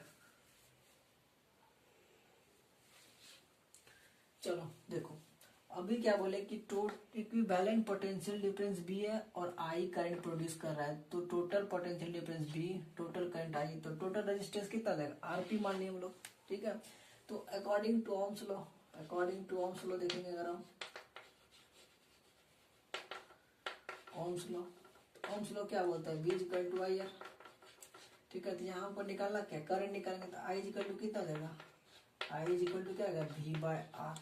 अगर टोटल करंट आई ले रहे हैं तो टोटल पोटेंशियल डिफरेंस भी है, तो टोटल कर ये क्या आ जाएगा हमारा? टोटल रेजिस्टेंस निकालेंगे, तो यहाँ से लिख सकते हैं ना हम लोग। ध्यान से देखो, इसका नाम 1 लिख कर दो। फ्रॉम इक्वेशन 1 लेते हैं। 1 में आई इक्वल टू क्या आ जाएगा? V बार, और total current is equal to total potential difference by total resistance. Total resistance कितना माने? आरपी माने हम लोग। ठीक है, अब देखो I1 वो यहाँ पे I1 करंट पास कर रहा है, तो रेजिस्टेंस कितना? R1 हो जाएगा, पोटेंशियल डिफरेंस कितना हो जाएगा? B हो जाएगा। तो पोटेंशियल डिफरेंस B हो जाएगा, लेकिन रेजिस्टेंस कितना था? R1 था। सिमिलरली I2, आई यहाँ से अगर हम देखो निकालेंगे, I1 इक्वल टू क्या आ जाएगा? V bye R1। I2 equal to कितना आ जाएगा? V बाय R2 हो जाएगा, V बाय R2 हो जाएगा। I3 इक्वल टू कितना आएगा? V बाय R3 हो जाएगा। ठीक है, तो यहाँ से निकालो I2 का वैल्यू पुट कर कितना आएगा? V बाय R2 हो जाएगा। सिमिलरली V बाय क्या रहेगा? R3 रहेगा। अब देखो यहाँ से क्या कॉमन निकल जाएगा? V बाय, इसको लिख सकते हैं ना अलग से, अगर हम चाहेंगे तो V को बाहर निकाल देंगे, 1 बाय RP कर दो इसको, is equal to V common निकाल देंगे तो 1 by R1 plus 1 by R2 plus 1 by क्या रहेगा? R3 हो जाएगा। V से भी कैंसिल हो जाएगा, क्या बचेगा? यहाँ बचा मेरा 1 by RP is equal to हो जाएगा 1 by R1 plus 1 by R2 plus 1 by R3। ठीक है। 1/RP प्लस 1 जी इसका पैरेलल कॉम्बिनेशन में इक्विवेलेंट रेजिस्टेंस का रेसिप्रोकल कितना आ जाएगा 1/R1 plus 1/R2 plus 1/R3 हो जाएगा। ठीक है, समझ में आया। चलो देखो अब इसमें अगर हम टोटल रेजिस्टेंस निकालेंगे तो कुछ ट्रिक है, देखो ध्यान से इसको।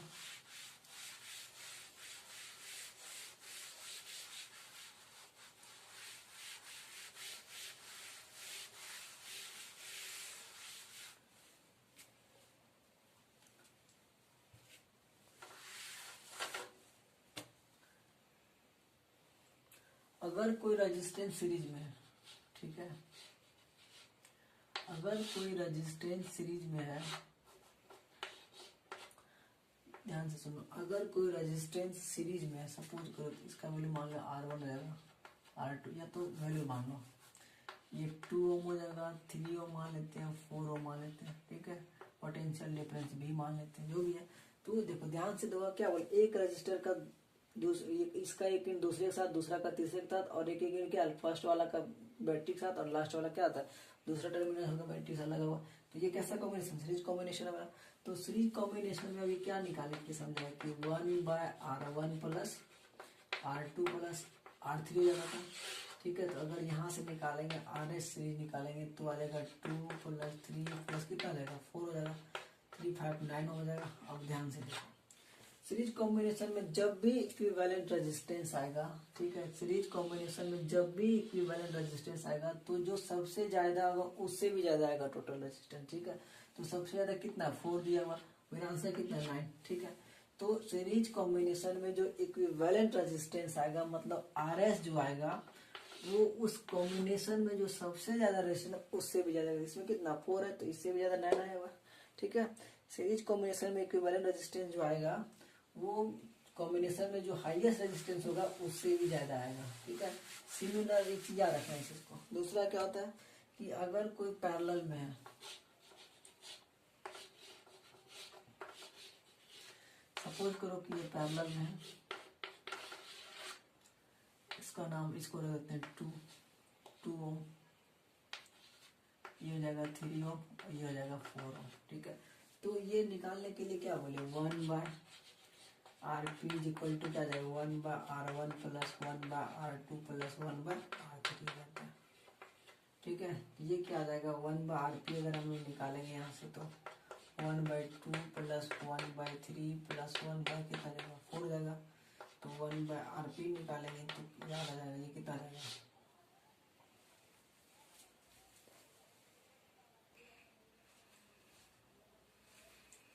इसका कितना आ जाएगा सिंबल 12 आ जाएगा। अब डिवाइड करेंगे यहाँ आ जाएगा 6 हो जाएगा, 4 आ जाएगा, 3 आ जाएगा। तो 1/RP अगर निकालेंगे तो कितना आ जाएगा इसे 13/12 जाएगा। तो RP इक्वल टू कितना आ जाएगा, RP का वैल्यू जो आ जाएगा वो आ जाएगा 12/13। ठीक है, अब ये देखो ये क्या आ जाएगा 0 पॉइंट समथिंग कुछ आ जाएगा यहाँ पे मेरा,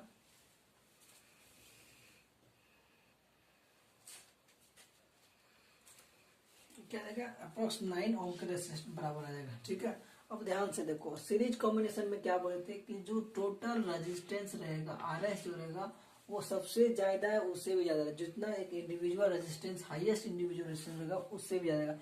लेकिन पैरेलल कॉम्बिनेशन में क्या होता है कि जो सबसे लोवेस्ट रहेगा उससे भी इक्विवेलेंट रेजिस्टेंस कम आएगा। तो लोवेस्ट कितना है 2 है, तो 2 से भी कम आएगा 0.9 ओम आ गया।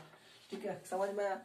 सीरीज कॉम्बिनेशन में अगर हम RS निकालेंगे, ठीक है, सीरीज कॉम्बिनेशन में इक्विवेलेंट रेजिस्टेंस निकालते हैं तो जो हाईएस्ट वैल्यू होगा एक इंडिविजुअल रेजिस्टेंस का उससे भी ज्यादा आएगा। लेकिन पैरेलल कॉम्बिनेशन में क्या होता है जो लोवेस्ट वैल्यू होगा इंडिविजुअल रेजिस्टेंस का उससे भी RP क्या जाएगा कम आएगा। ठीक है, अब एक दो कंडीशन दिया हुआ है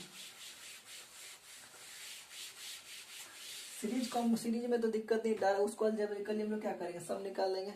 ठीक है, लेकिन देखो अगर हम पैरेलल कॉम्बिनेशन में ध्यान से देखें, सपोज करो कि 2 रेजिस्टेंस दिया हुआ है। ठीक है, ध्यान से देखो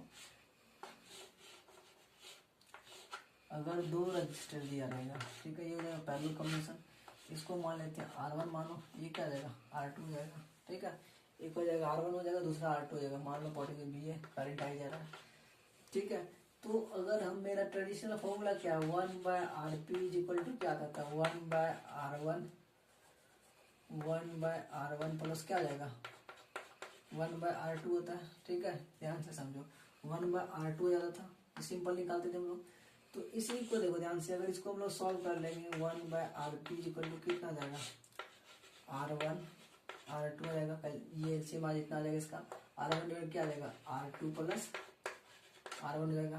ठीक है, यहाँ पे इसी को हम लिख सकते हैं, rp is equal to r1 plus r2/r1 तो यहाँ से अगर निकालेंगे hence rp is equal to क्या आ जाएगा r1 प्लस r2। ठीक है, तो यहाँ से चीज याद रखना कि अगर दो रेजिस्टेंस दिया रहेगा, ठीक है, अगर दो रेजिस्टेंस दिया हुआ तो उसका इक्विवेलेंट रेजिस्टेंस क्या देगा, दोनों का प्रोडक्ट व दोनों का सम। ठीक है, अगर दो ही रेजिस्टेंस दिया रहे तो वो उसका इक्विवेलेंट अगर वो दोनों पैरेलल कॉम्बिनेशन में हो तो इक्विवेलेंट रेजिस्टेंस क्या आता है, द प्रोडक्ट, वो दोनों का प्रोडक्ट डिवाइडेड बाय दोनों का सम से डिवाइड करेंगे। जैसे एग्जांपल लगा देखते हैं हम लोग, मान लो कि कोई एक ये रेजिस्टेंस दिया हुआ है, ये हमारा क्या पैरेलल कॉम्बिनेशन में है। ठीक है, यहाँ मान लो कि 2 ओम दिया हुआ है, यहाँ 5-6 ओम दिया हुआ, तो इसका डायरेक्ट आरपी क्या करेंगे हम लोग, हमें क्या बोले कि दोनों का प्रोडक्ट बाय दोनों का सम। तो r1 r2 क्या आता है मेरा, r1 r2 बाय क्या आता है r1 प्लस क्या आता है r2 था। सॉल्व करेंगे तो r1 का वैल्यू 2 × 6/2 प्लस क्या जाएगा 6 आएगा, ये जाएगा 12/8 हो जाएगा, यहाँ से कट जाएगा, 4 2 जाएगा 4 3 जाएगा, इतना मतलब 1.5 ओम आ जाएगा। ठीक है, समझ में। अब देखो एक चीज अभी तुरंत बताए थे कि अगर पैरेलल कॉम्बिनेशन में है तो इक्विवेलेंट रेजिस्टेंस लोवेस्ट से भी कम रहेगा, तो लोवेस्ट 2 है उससे भी कम आएगा ना 1.5। ठीक है, इक्विवेलेंट रेजिस्टेंस जो होता है पैरेलल कॉम्बिनेशन में, वो लोवेस्ट जो एक इंडिविजुअल में जो लोवेस्ट रहेगा उससे भी आंसर कम आएगा इक्विवेलेंट वाला वैल्यू। ठीक है, तो अगर दो रेजिस्टेंस दिया हुआ दोनों पैरेलल में रहेगा और इक्विवेलेंट निकालने में क्या करेंगे, दोनों का प्रोडक्ट डिवाइडेड बाय दोनों का सम कर देंगे। ठीक है,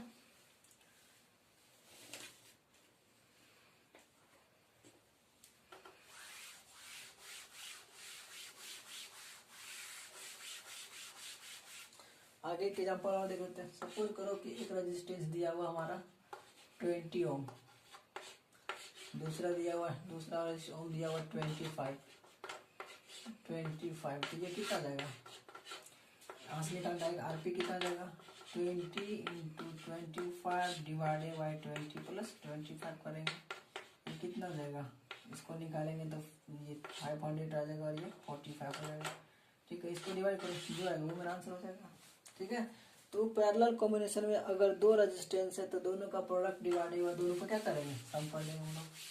ठीक, अब अगर देखो दो से ज्यादा रेजिस्टेंस हो गया, तो अगर मेरे पास तो सपोज करो कि दो से ज्यादा रेजिस्टेंस है, 3 है, 2 से ज्यादा करने का 3 रहे या 4 रहे या 2, लेकिन 2 से अगर ज्यादा रहे तो फिर क्या करेंगे, उसमें ट्रेडिशनल अपना जो मेथड है वही लगाएंगे, r1 r2 सिंपल, यहाँ से क्या करेंगे rp equal to 1/r1 plus 1/r2 plus 1/r3 हो जाएगा।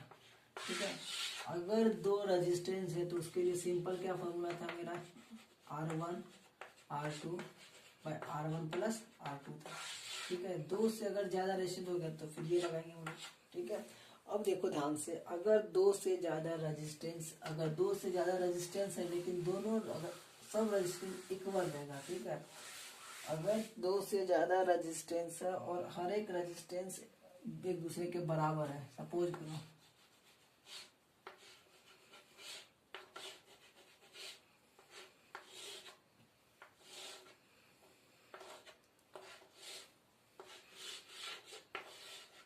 ठीक है, यहाँ पे कौन लगा दो, सबका रेजिस्टेंस को मान लेते हैं आर दिया हुआ। ठीक है, पोटेंशियल डिफरेंस बी मानते, करंट आ जा रहा है। तब देखो कॉम्बिनेशन क्या है, सारा रेजिस्टेंस के एक साथ और दूसरा एंड क्या होगा, एक साथ मिला हुआ एक एंड क्या होगा इस टर्मिनल से, दूसरा एंड इस टर्मिनल से, बैटरी के दूसरा टर्मिनल से क्या अटैच करो, मतलब ये कैसा कॉम्बिनेशन है, पैरेलल कॉम्बिनेशन हमारा दिया हुआ। तो पैरेलल कॉम्बिनेशन में हम क्या बोलते निकालने के लिए, अगर दो दिया हुआ तो अगर दो रेजिस्टेंस सिंपल आरपी क्या लिखते थे, r1 r2 bye r1 plus r2, लेकिन यहाँ तो मेरा दो से ज्यादा रेजिस्टेंस है तो 2 से ज्यादा के लिए हम क्या बोले कि 1/RP इक्वल टू क्या आता था 1/R1 plus 1/R2 plus 1/R3 हो जाएगा। ठीक है, जितना रेजिस्टेंस रहेगा वैसे कर देते 1 2 3 4 5 से हमारा तो R4 जाएगा, ये क्या आ जाएगा 1/R5 आ जाएगा। ठीक है, अब वैल्यू पुट करो 1/RP हो जाएगा। अब R1 का वैल्यू कितना दिया हुआ R2 का भी वैल्यू कितना दिया हुआ R3 का भी वैल्यू कितना दिया हुआ R4 का भी वैल्यू कितना R और R5 का वैल्यू क्या दिया हुआ R दिया हुआ। ठीक है, हर एक रजिस्टर का वैल्यू सेम दिया हुआ। तो यहाँ देखो ध्यान से 1/RP इज इक्वल टू आ जाएगा, आंसर निकालेंगे कितना R आ जाएगा 1 प्लस 1 प्लस 1 प्लस 1 प्लस 1 हो जाएगा। ठीक है, अब देखो 1/RP अगर हम निकालते हैं यहाँ से 1/RP तो 1/RP कितना आ जाएगा 5R हो जाएगा, 5 क्या हो जाएगा R हो जाएगा। ठीक, अब यहाँ से अगर RP निकालेंगे RP equal to cross multiply करेंगे तो क्या आ जाएगा 5RP। देखो ध्यान से 5RP इक्वल टू क्या आ जाएगा R। So RP equal to अगर निकालते हैं यहाँ से RP इक्वल टू कितना आ जाएगा RP इक्वल टू हो जाएगा R/5 हो जाएगा। ठीक है, RP इक्वल टू क्या आ जाएगा 5 हो जाएगा। देखो ध्यान से इसमें यहाँ क्या समझ में आया हमको कि अगर इक्वल देखो R क्या है हर एक रेजिस्टेंस का वैल्यू दिया हुआ और 5 क्या है नंबर ऑफ रेजिस्टेंस आ रहा है। ठीक है, तो अगर पैरेलल कॉम्बिनेशन में जितना भी रेजिस्टेंस है और हर एक का रेजिस्टेंस अगर सेम है, पैरेलल कॉम्बिनेशन में जितना भी रेजिस्टेंस रहे और हर एक का रेजिस्टेंस सेम रहेगा। ठीक है, तो उस कंडीशन में हम लोग क्या निकालेंगे जो इक्विवेलेंट रेजिस्टेंस क्या जाएगा resistance of each register divide by number of resistance. ठीक है, समझ में आया। पैरेलल कॉम्बिनेशन में अगर 2 से ज्यादा रेजिस्टेंस है हर एक का अगर ये रेजिस्टेंस बराबर है, पैरेलल कॉम्बिनेशन में अगर 2 से ज्यादा रजिस्टर है और हर एक का इक्वल रेजिस्टेंस है तो इक्विवेलेंट रेजिस्टेंस क्या होता है resistance of each register divide by number of resistance. ठीक है, सब जैसे देखो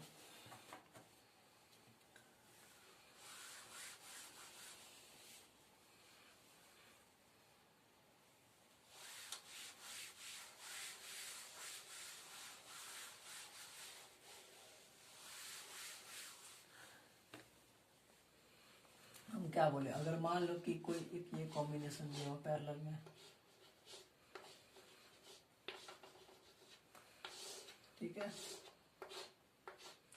इसका वैल्यू अगर 2 ओम है हर एक का अगर रेजिस्टेंस सेम रहेगा। ठीक है, सबका 2 ओम दिया हुआ पैरेलल कॉम्बिनेशन में तो पूछेगा यहाँ का इक्विवेलेंट रेजिस्टेंस कितना है। तो ये 1/RP अगर हम निकालेंगे डायरेक्ट फॉर्मूला क्या आ जाएगा 1/2 प्लस 1/2 प्लस 1/2 प्लस 1 क्या आ जाएगा ये 2 आ जाएगा। ठीक है, 4 दिया तो यहाँ से अगर हम इसको अपना ट्रेडिशनल मेथड से सॉल्व करेंगे तो ये एलसीएम हो जाएगा 2 आ जाएगा 1 प्लस 1 प्लस 1 प्लस 1 हो जाएगा। तो 1/RP इक्वल टू निकालेंगे कितना आ जाएगा 4/2 हो जाएगा 2 बचेगा। सो RP इक्वल टू कितना आ जाएगा 1/2 आ जाएगा। ठीक है, ध्यान से देखो 1/2 कितना आ जाएगा RP इक्वल टू आ जाएगा 1/2। अब इसी को अगर अपना हम शॉर्टकट मेथड से बनाएंगे क्या बोले थे कि अगर 2 से ज्यादा रेजिस्टेंस पैरेलल में रहेगा और हर एक रजिस्टर एक दूसरे के बराबर मतलब सब रेजिस्टेंस क्या इक्वल रहेगा। ठीक है, if 2 resistance R connected in parallel and all resistance have equal all resistors have equal resistance। ठीक है, then equivalent resistance in parallel combination क्या हो जाएगा तब वो किसके बराबर हो जाएगा हम क्या बोले कि अगर 2 से ज्यादा रजिस्टर पैरेलल कॉम्बिनेशन में है। ठीक है, तो उसका इक्विवेलेंट रेजिस्टेंस क्या होता है तो resistance of each register divide by number of कितना 1 2 3 डिवाइड बाय क्या होता है नंबर ऑफ। तो ध्यान से देखो हर एक रेजिस्टर का वैल्यू कितना दिया हुआ 2 दिया हुआ कितना रेजिस्टर 1 2 3 4 5 रेजिस्टर है 5 ले लिए 4 ले लो इधर 4 लिए। ठीक है, तो कितना जाएगा 4 जाएगा ये कट के कितना बचेगा 1/2 आ जाएगा। तो RP का वैल्यू कितना देगा 1/2 यहाँ भी 1/2 आ गया। ठीक है, तो 2 से ज्यादा रजिस्टर अगर पैरेलल में रहेगा और हर एक का रजिस्टर अगर सेम है तो सिंपल क्या करेंगे equivalent equal to resistance of each resistor divided by total number of resistor करेंगे। ठीक है, अगर मान लो इसी में सपोज करो ऐसे करके दे देता मेरा 3 ही रहता, सपोज करो 3 रहता पैरेलल, इसका वैल्यू 7 कर देता, इसका वैल्यू 7 करता, इसका वैल्यू 7, तो इक्विवेलेंट कितना आ जाता, सीधा कितना आता है 7/3 है, तो 3 हो जाएगा, 3 ओम रेजिस्टेंस आ जाता। ठीक है, लेकिन अगर सबका वैल्यू तीनों का वैल्यू अलग अलग करेगा तो फिर क्या करेंगे अपना हम लोग ये फॉर्म लगाएंगे 1/RT equal to 1/R1 plus 1/R2 plus 1/R3 करेंगे। ठीक है, समझ में आया? अब देखो एक बार फिर से रिकॉल कर लेते सारा।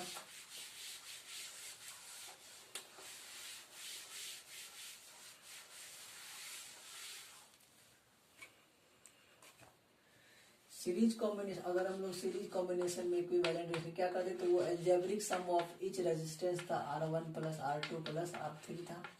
ठीक है, एंड सम चलते रहता, जितना सबको क्या करें अलजेब्रिकली सम कर देंगे सबका। दूसरा अगर हम रेजिस्टेंस निकालते थे फॉर टू अगर पैरेलल कॉम्बिनेशन निकाल पैरेलल में रखो आरपी अगर निकालते थे और 2 रजिस्टर तो क्या आता था प्रोडक्ट डिवाइडेड बाय क्या था, वो दोनों का क्या आना चाहिए था, सम होना चाहिए था। ठीक है, ये कंडीशन बताएं इफ 2 डिफरेंट रेजिस्टेंस हो जाएगा, if 2 different resistance are in parallel, अगर 2 डिफरेंट जिससे क्या पैरेलल मिलेगा तो क्या आएगा equation R1 plus R1 R2 bye R1 plus R2। दूसरा क्या था, एक आरपी निकालने के लिए क्या था R/N था। ठीक है, इसका ये क्या था इफ मोर देन 2 रजिस्टर, देखो ये 2 रजिस्टर से भी काम चल, सपोज को ध्यान से देखो, अगर मान लो कि ये 2 ही रजिस्टर है, ठीक है, तो ये हर जगह अप्लाई कर सकते हैं। अगर मान लो 2 ही रजिस्टर है, अगर 2 ओम का दोनों सेम है, ठीक है, तो यहाँ से आरपी निकालेंगे अगर हम पहला तो क्या आता था R1 R2 bye R1 plus क्या रहेगा R2 हो जाएगा, मतलब 2 इंटू 2 डिवाइडेड बाय क्या जाएगा 2 प्लस 2 4 बाय क्या इतना जाएगा 4 कट जाएगा मेरा कितना 1 ओम बचेगा। ठीक है, तो हम ये 2 इससे भी बना सकते हैं इसको। और दूसरा क्या बोलते हैं कि तो जितना अगर इक्वल रेजिस्टेंस पैरेलल में रहेगा तो आरपी इक्वल टू क्या बोलते हैं R/N था, तो हर एक का वैल्यू कितना 2 और टोटल कितना है 2, दोनों का कितना देगा 1। तो कुल मिला के देखो अगर इक्वल रेजिस्टेंस पैरेलल में रहेगा, अगर इक्वल रेजिस्टेंस पैरेलल में रहेगा तो उसका ये equal resistance parallel if equal resistance are in parallel, अगर क्या बोला गया कि इक्वल रेजिस्टेंस पैरेलल में रहेगा तब उसका इक्विवेलेंट कितना हो जाएगा resistance of each resistor divided by total number of register. ठीक है, और एक क्या था ट्रेडिशनल मेथड था जिसमें अगर अलग अलग रेजिस्टेंस अलग अलग रेजिस्टेंस अगर सीरीज पैरेलल कॉम्बिनेशन में तब इक्विवेलेंट क्या था 1/R1 plus 1/R2 plus 1/R3। ठीक है, सुनते रहे इतना जितना सबको क्या करेंगे रेसिप्रोकली सबको क्या करेंगे सब निकाल देंगे उसका। ठीक है,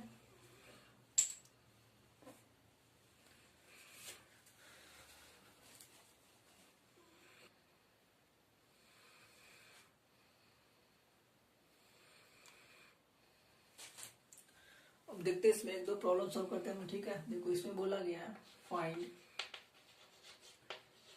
equivalent resistance between A and B. ठीक है, एक चीज सबसे पहले ध्यान देना कि टोटल रेजिस्टेंस बोला गया वो किस पॉइंट के बीच बोला गया। ठीक है, जब भी इक्विवेलेंट रेजिस्टेंस निकालना सबसे पहले देना कि किस पॉइंट के बीच निकालना आपको, तो ए और बी, तो ए पॉइंट ये हो गया बी पॉइंट ये हो, तब ये इसके बीच का रेजिस्टेंस को निकाल पहला ध्यान देना कि किस पॉइंट के बीच निकालना हमको। ठीक है, तो कंडीशन दिया हो कि ए और बी के बीच निकालना है, तो मतलब ए पॉइंट ये हो गया बी, इसके बीच निकालना है। ठीक है, तो ए और बी के बीच निकालने के लिए क्या करेंगे, सबसे पहले देखो मेरे ये अगर अभी ये पूरा चीज को हम भूल जाते हैं, सिर्फ ये दोनों रस्सी को देखते हैं, तो ये दोनों का देखो एक छोर इधर कनेक्टेड है, एक छोर इधर बैटरी कनेक्टेड है, और दोनों का एक छोर के आपस में कनेक्टेड, मतलब ये दोनों किस में हो गया सीरीज में हो गया। देखो जितना भी रेजिस्टेंस दिया हुआ सबका वैल्यू ओम है। ठीक है, ऑल आर इन ओम, सबका वैल्यू ओम में लिखा हुआ है। ठीक है, ज्यादा लिखने से गंदा लग रहा है इसे नहीं लिखे। चलो देखो, तो ये दोनों क्या है हमारा सीरीज में है, सीरीज में क्या आ जाएगा, तो 2 कितना आ जाएगा, 4 आ जाएगा। देखो सर्किट को एक एक करके ब्रेक करते चलो, एक बार में नहीं बनेगा, ठीक है। सर्किट को ब्रेक तो 2 ओम और 2 देखो सीरीज में क्या आता था, R1 प्लस R2 होता था, तो 2 प्लस 2 कितना आ जाएगा, 4 ओम हो जाएगा। ऊपर मिला 4 ओम हो गया। अब ध्यान से देखो नीचे वाला भी ध्यान से देखो, ये वाला देखो, ये दोनों का एक दूसरे के साथ दूसरा देखो, ये दूसरा का क्या हुआ, एक इसके साथ और एक बैटरी से कनेक्ट हुआ है मेरा, तो ये दोनों आ गया मेरा। तो ये भी कितना आ जाएगा, 2 और 2 कितना आ जाएगा, 4 ओम हो जाएगा मेरा। 2 और 2 भी आ जाएगा, 4 ओम हो जाएगा। नीचे भी देखो ये दोनों भी सीरीज में है, तो यहाँ पे कितना आ जाएगा हमारा, 4 ओम आ जाएगा। अब ये तीनों जो है वो एक साथ कनेक्टेड है, देखो ध्यान से, तीनों एक पॉइंट पर, तो ये तीनों को हम लोग एक पॉइंट पे कनेक्ट कर दिए, इधर वाला को एक पॉइंट पे कनेक्ट कर दिए। अब ध्यान से देखो, जब रेजिस्टेंस का एक इन हर एक रेजिस्टेंस का एक इन एक पॉइंट पे दूसरा ही अलग पॉइंट, तो वो क्या किसमें बन जाता है, पैरेलल में। यहाँ पॉइंट ए दिया हुआ, यहाँ पॉइंट क्या दिया हुआ, बी दिया हुआ, ठीक है। तो अभी हम बताए थे अगर पैरेलल में इक्वल रेजिस्टेंस रहेगा, ठीक है, इक्वल रेजिस्टेंस रहेगा तो उसको हम लोग कैसे निकालते थे कि बहन सीधा इक्वल क्या करते थे, एक रेजिस्टेंस का value divided by total resistance हो जाता था, ठीक है।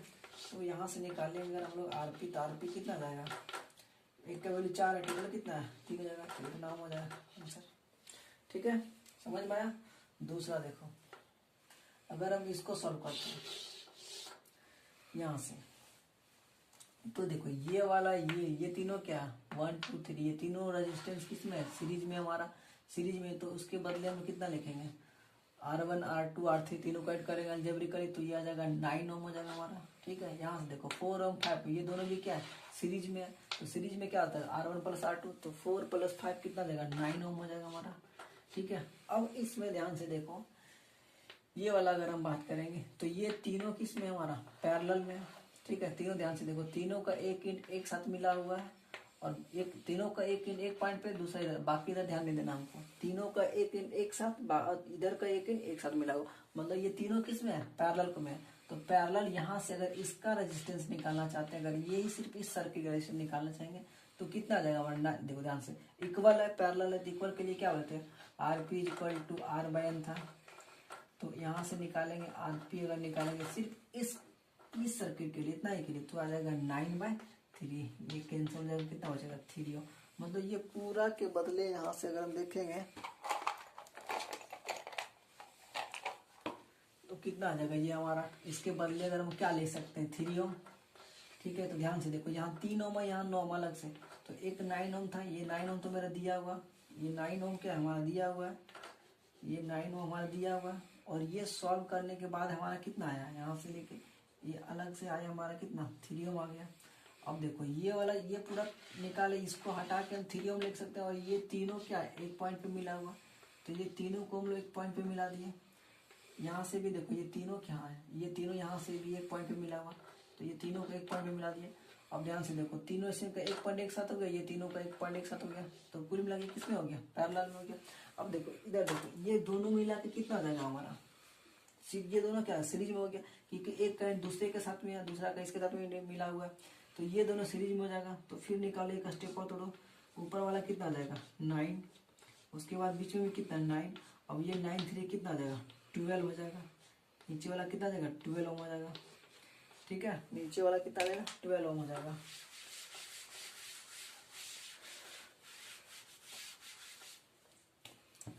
अगर हम इसको देखेंगे तो ऊपर हमारा 9 है, ठीक है, बीच में फिर कितना है, वो भी 9 है, नीचे वाला 9 3 कितना आ जाएगा 12, ये दोनों क्या सीरीज में, तो दोनों अलजेब्रिकली दिया जाएगा 12 ओम हो जाएगा, और ये तीनों एक साथ मिला हुआ है, ठीक है।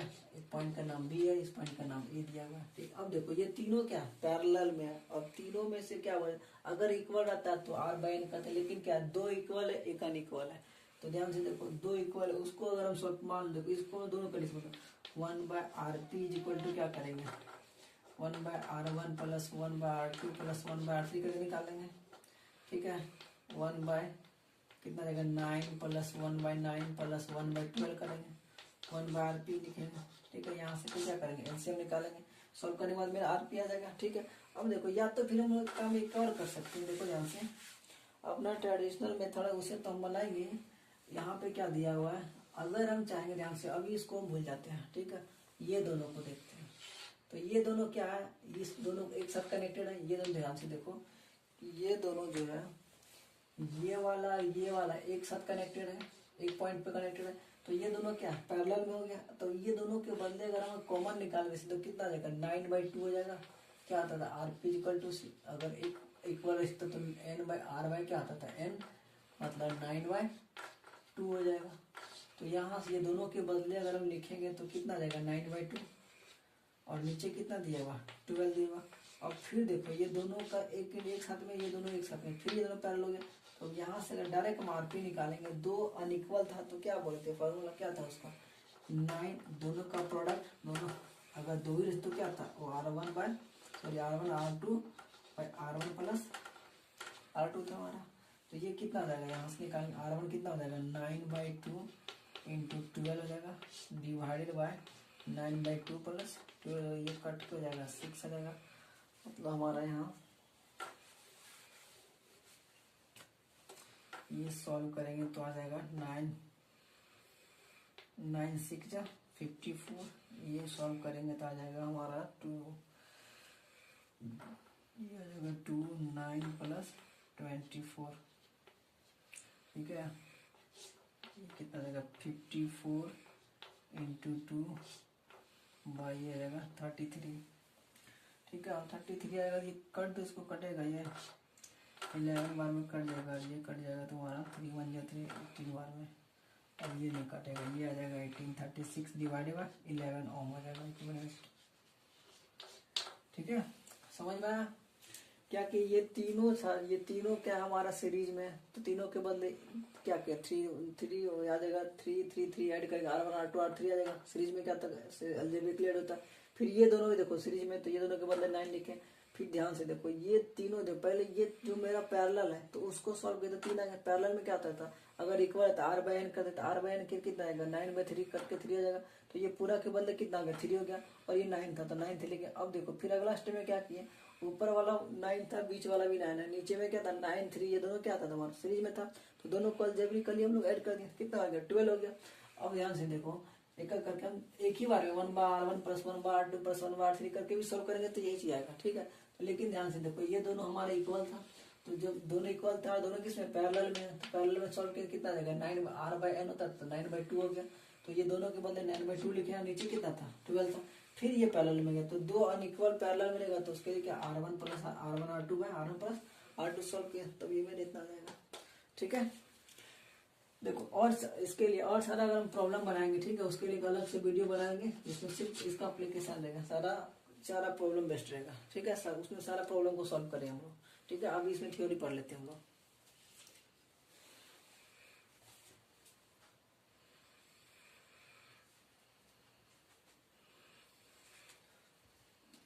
आगे देखते हैं हम लोग इलेक्ट्रिक पावर, ठीक है।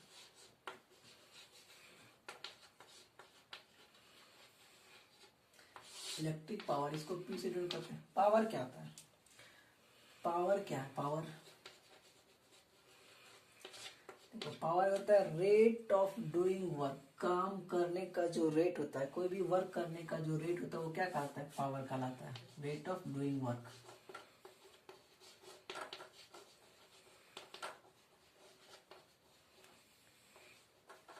ठीक है। रेट ऑफ डूइंग, अभी थोड़ा देर पहले बताया कि जिसके साथ अगर रेट लग जाएगा उसका मतलब क्या था, उसमें टाइम डिवाइड होगा, मतलब वो टाइम से डिवाइड हो जाता है, ठीक है। रेट ऑफ डूइंग मतलब काम किस रेट से कर रहा है उसको हम लोग क्या बोलेंगे, पावर। चाहे वो ध्यान से देखो कोई आदमी हो या फिर इलेक्ट्रिक एप्लीकेंस हो, कुछ भी हो, तो वो किस रेट से कार्य करेगा तो उसको हम लोग क्या बोलेंगे, उसका पावर बोलते हैं, ठीक है। तो अगर हम बात करेंगे इलेक्ट्रिक पावर का, तो rate of doing electric work, ठीक है। इलेक्ट्रिक पावर क्या हो जाएगा कि rate of doing electric work is called the electric power. Simply बोलेंगे what is power, then the rate of doing work is called the power, ठीक है। तो अगर यहाँ इलेक्ट्रिक लगाएंगे तो यहाँ इलेक्ट्रिक लगा देंगे, ठीक है। सो इलेक्ट्रिक पावर क्या आ जाएगा, rate of doing electric work is called electric power. तो यहाँ से पावर को पी लिखते हैं, ठीक है। वर्क डन बाय क्या आ जाएगा, टाइम आ जाएगा, ठीक है। पावर, तो पावर इक्वल टू आ जाएगा W/T, ठीक है। अब ध्यान से देखो इसका अगर हम लोग यूनिट निकालते हैं, यूनिट ऑफ पावर, तो क्या आ जाएगा जूल, वर्क का क्या आता है joule by second, joule by second हो जाएगा यहाँ पे। ठीक है। तो जूल बाय सेकेंड के लिए स्टैंडर्ड टर्म दिया गया तो उसको बोलते हम लोग वाट। ठीक है, जूल को कैपिटल जैसे, सेकेंड को तो पता ही ऐसे होता है, और वाट को डिनोट करते हैं हम लोग डब्ल्यू से। ठीक है, तो यहाँ से अगर देखेंगे तो वाट इक्वल टू क्या ले सकते हैं हम, वाट इज इक्वल टू क्या आ जाएगा, जूल बाय सेकेंड। ठीक है, वाट इज इक्वल टू क्या आ जाएगा, 1 watt. Watt is equal to joule by second. देखो कभी कभी पूछता है डिफाइन 1 वाट। ठीक है, डिफाइन 1 वाट, तो 1 वाट को डिफाइन कैसे करेंगे, when 1 joule work done in 1 second. ठीक है, 1 वाट को क्या, 1 वाट क्या हो जाएगा,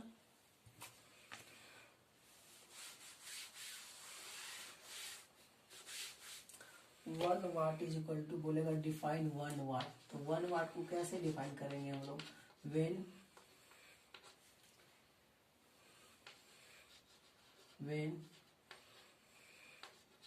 1 जूल वर्क इज डन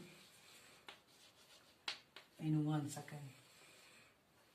अगर 1 सेकेंड में 1 जूल काम होता है तो उसको हम क्या बोलेंगे, 1 वाट। ठीक है, so 1 watt defined as the when 1 joule work is done in 1 second is called the 1 watt। 1 watt। ठीक है, अब देखो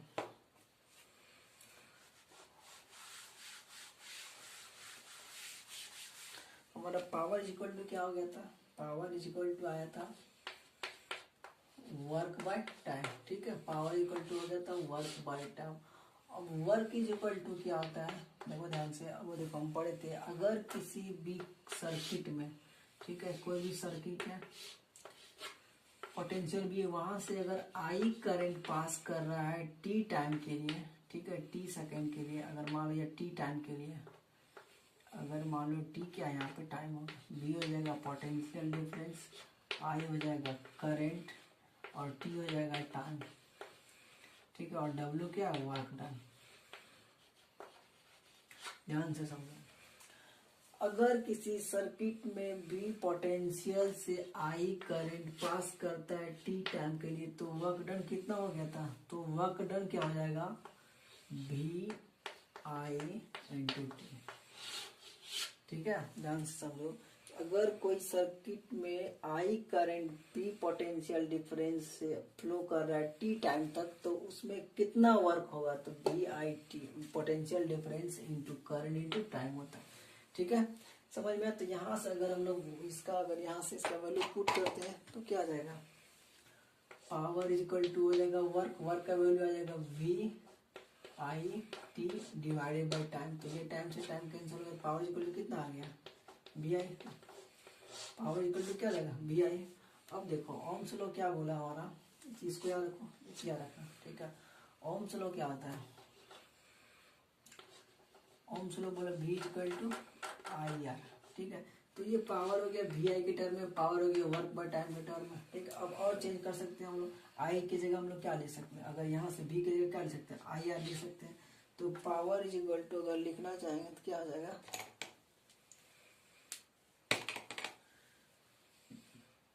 पावर इज इक्वल टू क्या आ जाएगा, power is equal to V, V is equal to क्या था, आई आर, तो आई आर हो जाएगा, और पहले से क्या था, आई था, तो यहाँ से सॉल्व करेंगे तो आ जाएगा हमारा आई स्क्वायर आर, तो पावर इक्वल टू ये हो जाएगा। ठीक है, तीसरा अगर चाहेगा, देखो ये होगा वी आई के टर्म में, आई आर के टर्म में। अब देखते हैं वी आर के टर्म में क्या आ जाएगा, तो यहाँ से अगर हम निकालते हैं आई इक्वल टू क्या आ जाएगा, वी बाय आर हो जाएगा। ठीक है, I equal to V by R हो जाएगा। तो और क्या लिख सकते हैं हम लोग, I equal to V by R करेंगे तो पावर इज इक्वल टू, अगर देखो यहाँ से अगर हम यहाँ से आई का वैल्यू पुट कर देंगे तो वी बाय आर का स्क्वायर जाएगा इंटू क्या आ जाएगा, आर हो जाएगा। तो ये सॉल्व करेंगे तो यहाँ पे आ जाएगा V is equal to V square by R square into R जाएगा। तो ये आर से स्क्वायर कट जाएगा, मतलब पावर इज इक्वल टू कितना आ गया यहाँ पे, वी स्क्वायर बाय आर हो जाएगा। ठीक है, तो देखो ये तीनों पावर का, ये तीनों पावर इक्वल टू क्या होगा, work done by time, power equal to potential difference into current, power equal to I square R, और पावर इक्वल टू क्या होगा, वी स्क्वायर बाय आर। ठीक है, ये तीनों यार को पावर क्या होता है, पावर जो होता है वर्क ऑफ, ये रेट ऑफ डूइंग वर्क, काम का, ये काम करने का जो रेट है उसको क्या बोलेंगे, पावर बोलेंगे। इलेक्ट्रिक पावर को डिफाइन करने बोलेगा तो हम लोग लिखेंगे rate of doing electric work is called the electric power, ठीक है। And the work is V I T, क्या होता है potential difference into current into time, इसको टाइम से टी से टी कैंसिल, क्या आ जाएगा वी आई बचा। अब ओम्स लॉ के अकॉर्डिंग क्या करेंगे हम लोग, बी का वैल्यू पुट किए तो कितना आ गया आई बी, यहाँ से बी का वैल्यू पुट किया आई है तो आई आर पुट किया आई मल्टीप्लाई आई स्क्वायर आर हो जाएगा, ठीक है। सिमिलरली क्या कि यहाँ पे हम लोग आई का वैल्यू रिप्लेस कर दिए बी और आर से तो आ जाएगा बी स्क्वायर बाय आर, ठीक है। क्या रखना power equal to W by work by time, power equal to potential difference into current, power equal to I square R, pi equal to B square by R, ठीक है। चलो इसमें इसका numerical हम नेक्स्ट वाला वीडियो में डालेंगे, ठीक है। इसमें बस थ्योरी पढ़ते जाओ।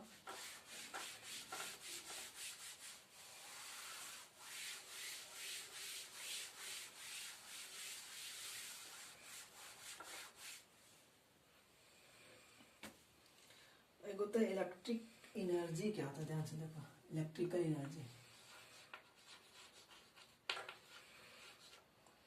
या इलेक्ट्रिक एनर्जी है, इलेक्ट्रिक एनर्जी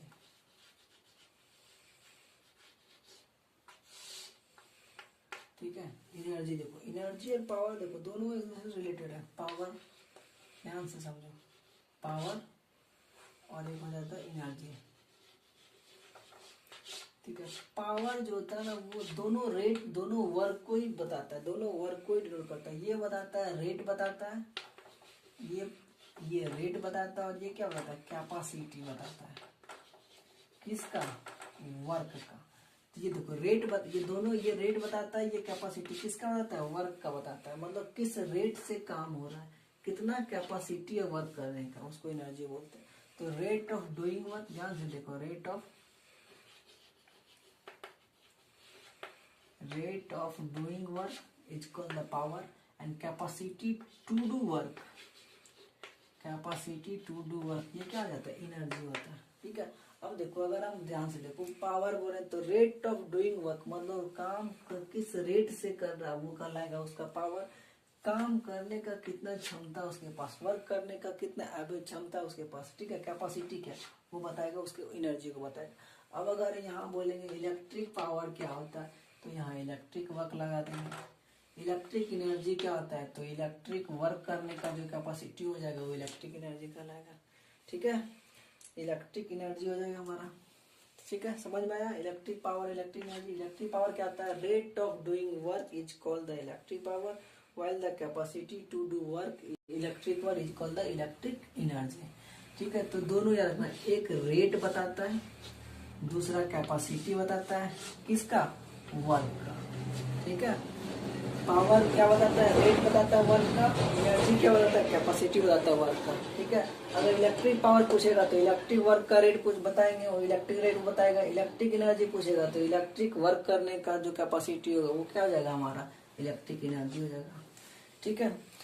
अब ध्यान से देखो conservation of energy,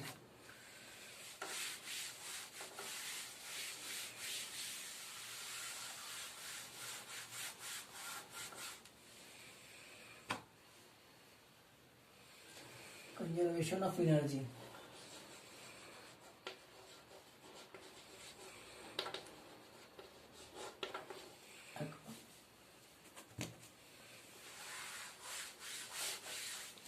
according to conservation of energy,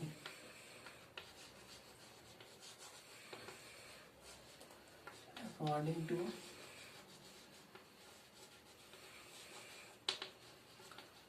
conservation of energy, ठीक है। कंजर्वेशन ऑफ एनर्जी के अकॉर्डिंग देखो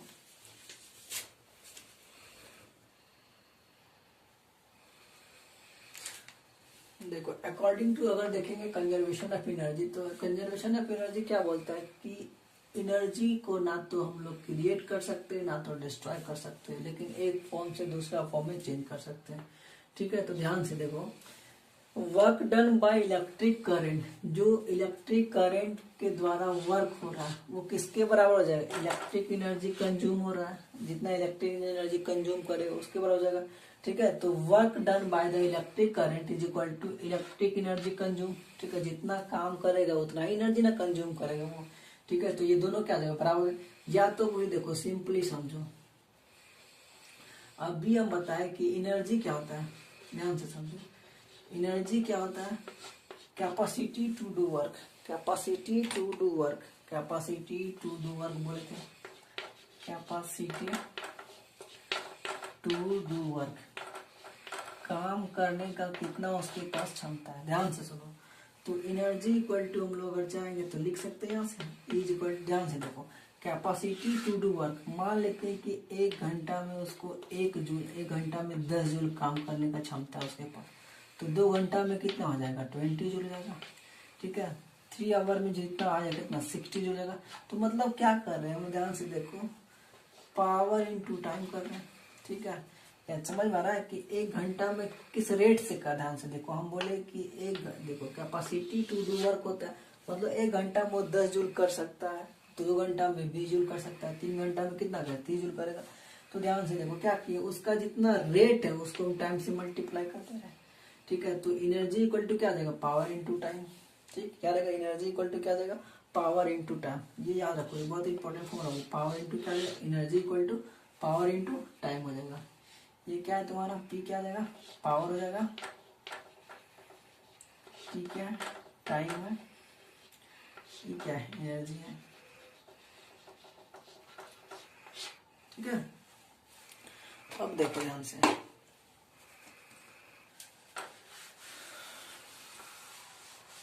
हो गई है।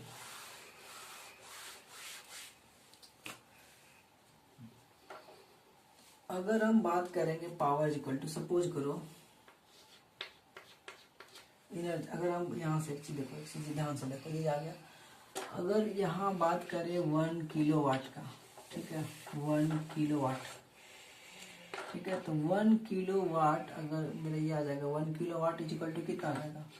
1000 वाट हो जाएगा। 1000 क्या जाएगा? वाट हो जाएगा। ठीक है, समझ में आया? अब देखो, एक होता है ये commercial unit,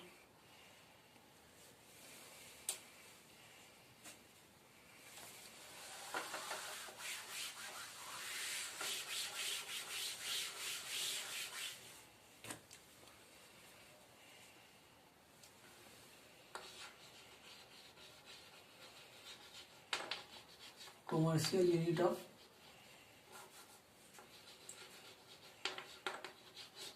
electrical energy, electric energy, commercial unit of electric energy. ठीक है, ध्यान से देखो, कॉमर्शियल यूनिट ऑफ एनर्जी, उस कंडीशन में देखो एनर्जी को हम लोग किस में मेजर करते हैं? किलोवाट आवर में। ठीक है, किलोवाट आवर, कॉमर्शियल क्या करते हैं इसको देखो, एनर्जी क्या होता है देखो, किलोवाट आवर, ये क्या? किलोवाट क्या? वाट क्या? पावर है, आवर क्या? टाइम है। ध्यान से देखो, किलोवाट आवर होता है। ठीक है, तो किलोवाट ये क्या हमारा? किलोवाट, वाट हमको देखना, किलो सेंटी ये सब क्या आता है, तो मेजरमेंट आएगा। तो किलोवाट क्या है? हमारा पावर है। आवर क्या है? टाइम है। तो देखो ध्यान से, अभी बताया कि एनर्जी क्या था? पावर इंटू टाइम होता है। तो जब कमर्शियल, देखो ध्यान से देखो, पावर एनर्जी इक्वल टू क्या लिखे थे? पावर इंटू टाइम हो गया। तो यहाँ से क्या आएगा? निकालेंगे तो पावर इक्वल टू क्या जाएगा? वाट, और वाट इंटू क्या जाएगा? वाट सेकेंड हो जाएगा। ठीक है, वाट सेकेंड हो जाएगा। अगर एनर्जी का यूनिट निकालेंगे तो वाट सेकेंड हो जाएगा, वाट सेकेंड। ठीक है, तो ये हमारा नॉर्मल स्टैंडर्ड यूनिट है। लेकिन जब कमर्शियल यूज करेंगे हम लोग इसका एनर्जी, इलेक्ट्रिक एनर्जी का, तो उसका यूनिट होता है किलोवाट आवर। ठीक है, ध्यान से समझो। मेरे एसआई में अगर बात करेंगे तो क्या आ जाएगा? वाट इंटू वाट सेकेंड हो जाएगा। अब जब कमर्शियल यूज होता है इलेक्ट्रिक एनर्जी का, तो वहां पे कौन सा यूनिट होता है? तो वाट हमेशा किलो में लिया जाता है। वाट को क्या करते हैं? हमेशा किलो में लिया जाता है। और सेकेंड को किस में लिया जाता है? आवर में। वाट को हमेशा लेंगे किलो में, और सेकेंड को ले लेंगे आवर में। ठीक है, अगर ये यूनिट लेंगे तो वो क्या जाएगा? हमारा कमर्शियल यूनिट हो जाएगा किसका? इलेक्ट्रिक एनर्जी का।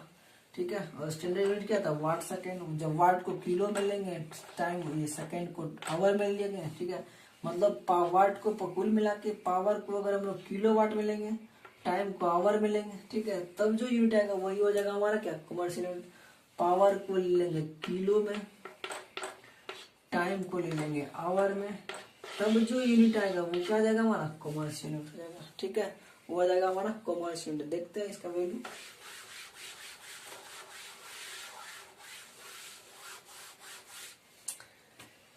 देखो एनर्जी अगर बात करेंगे 1 किलोवाट आवर, तो 1 किलोवाट आवर देखो ध्यान से, तो 1 किलोवाट आवर का मतलब क्या हुआ कि 1 किलोवाट, 1 किलोवाट इन 1 आवर। ठीक है, 1 किलोवाट का मतलब क्या हुआ कि 1 किलोवाट इन 1 आवर। इसका मतलब क्या था, 1 किलोवाट को हम लोग क्या लिख सकते हैं, 1000 वाट इन 1 आवर।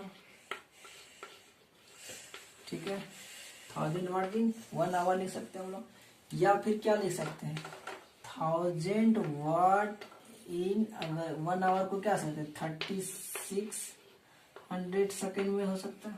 ठीक है, 1 किलोवाट आवर का मतलब क्या हुआ कि 1000 वाट इन 2450 हो जाएगा। अब ये क्या था, वाट था, यहाँ क्या वाट था, ये क्या लगेगा सेकेंड हो जाएगा, वाट सेकेंड।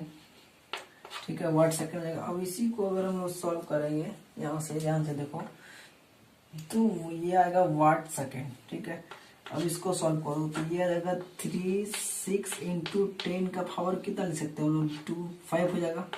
ठीक है, जब देखो अगर हम 10 के पावर में इस चीज को एक्सप्रेस करते हैं, ठीक है, 10 के पावर के ऑर्डर में, ठीक है, तो जो ये टर्म रहेगा हमारा, उसका राइट इधर लेफ्ट साइड के बाद एक डिजिट के बाद डेसिमल पड़ता है। ठीक है, हमेशा डेसिमल है, 1 डिजिट के बाद लेफ्ट साइड से 1 डिजिट के बाद क्या देगा, डेसिमल देगा। तो अगर हम यहाँ डेसिमल रखना चाहते हैं, ठीक है, तो इसके लिए हमको 10 से डिवाइड करना पड़ेगा। तो 10 से अगर अपने मर्जी से हम अगर डिवाइड करते हैं, तो 10 से अगर अपने मन से डिवाइड करते हैं, तो 10 से अपने मन से अगर मल्टीप्लाई भी करेंगे तो कोई अंतर नहीं होने वाला है। ठीक है, अब देखो ध्यान से, यहाँ से अगर हम, ये क्या आ जाएगा, इधर ध्यान से देखो, ये वाट हो गया, ये जूल। अभी हम बताए थे कि वाट इज इक्वल टू क्या आता है, जूल बाय सेकेंड था। ठीक है, ये कहाँ से है, जूल बाय सेकेंड, क्योंकि पावर क्या आता था, वर्क बाय टाइम था। तो वर्क का क्या आता है, वर्क का होता था क्या हमारा, जूल, और टाइम का सेकेंड होता था। ठीक है, पावर का वाट होता था। तो वाट इज इक्वल टू क्या आ जाएगा, जूल बाय सेकेंड। तो यहाँ से वाट को क्या लिख सकते हैं हम लोग, जूल बाय सेकेंड हो जाएगा। और यहाँ भी क्या आ जाएगा, ये सेकेंड हमारा ऊपर था, तो ये सेकेंड से सेकेंड कैंसिल हो जाएगा। ठीक है, सेकेंड से सेकेंड क्या हो जाएगा, कैंसिल हो जाएगा। आगे यहाँ लिखे हैं, ये अगर डिवाइड करेंगे तो कितना आ जाएगा, इसको डिवाइड करेंगे तो ये आ जाएगा हमारा 3.6 इंटू 10। अब ध्यान से देखो, ये 5 तक ये मल्टीप्लाई हो जाएगा, ये मल्टीप्लाई होकर कितना आ जाएगा हमारा, 10 का पावर 6 हो जाएगा। ये क्या बचा, जूल हो जाएगा। ये सेकंड से सेकंड कट गया तो बचा जूल हो गया। मतलब क्या आ जाएगा, यहाँ से अगर देखेंगे दैट इज 1, यहाँ से 1 kilowatt hour is equal to 3.6 into 10 to the power 6 joule हो जाएगा। ठीक है, 1 किलोवाट जो होता है वो कितने जूल के बराबर होगा, 3.6 into 10 to the power 5 joule के बराबर हो जाएगा। ठीक है, 3.6 into 10 to the power 6 joule के बराबर हो जाएगा। ठीक है,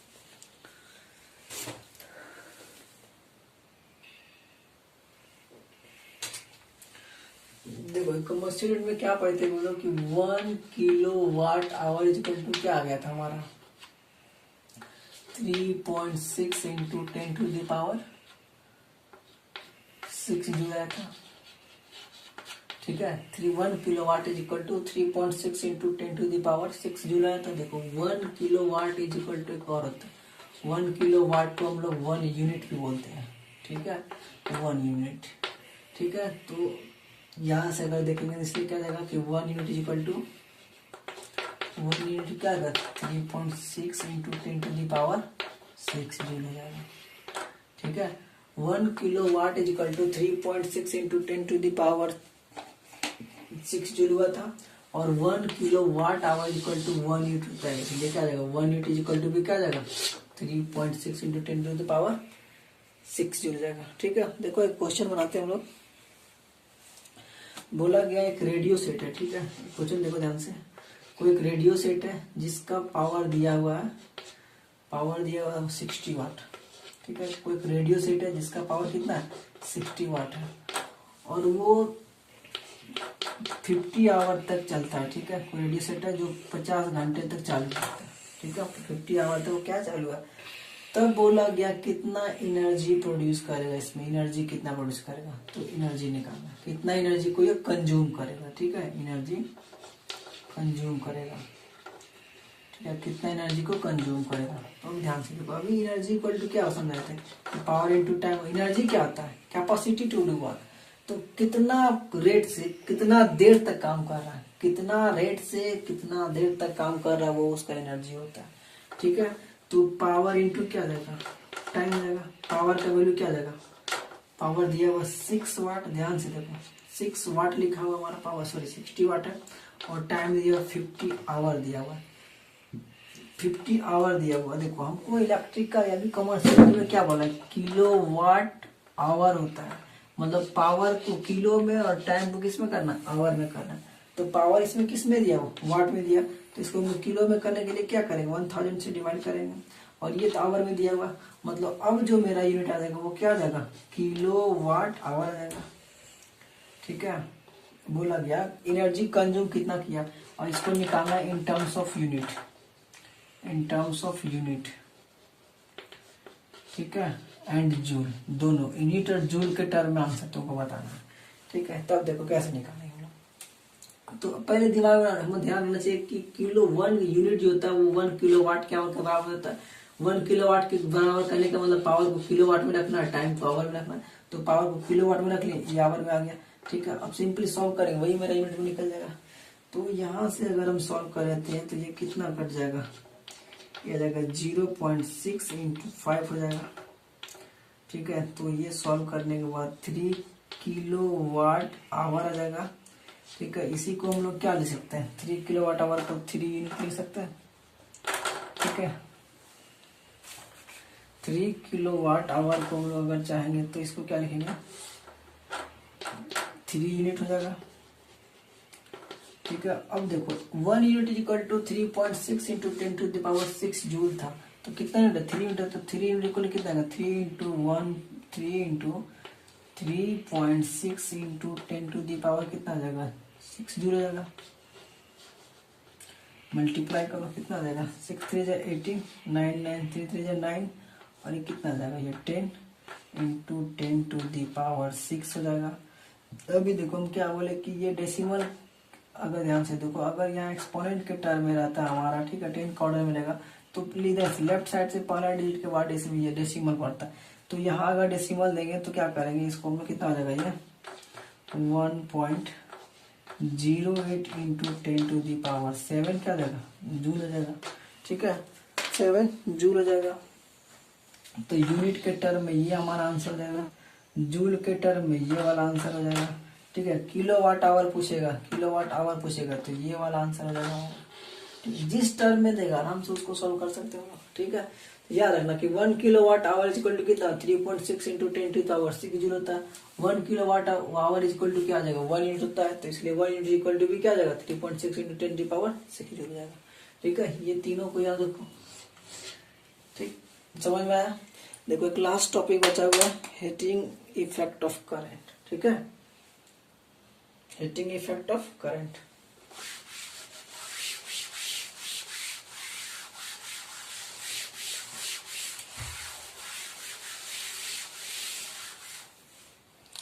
हीटिंग इफेक्ट ऑफ करंट।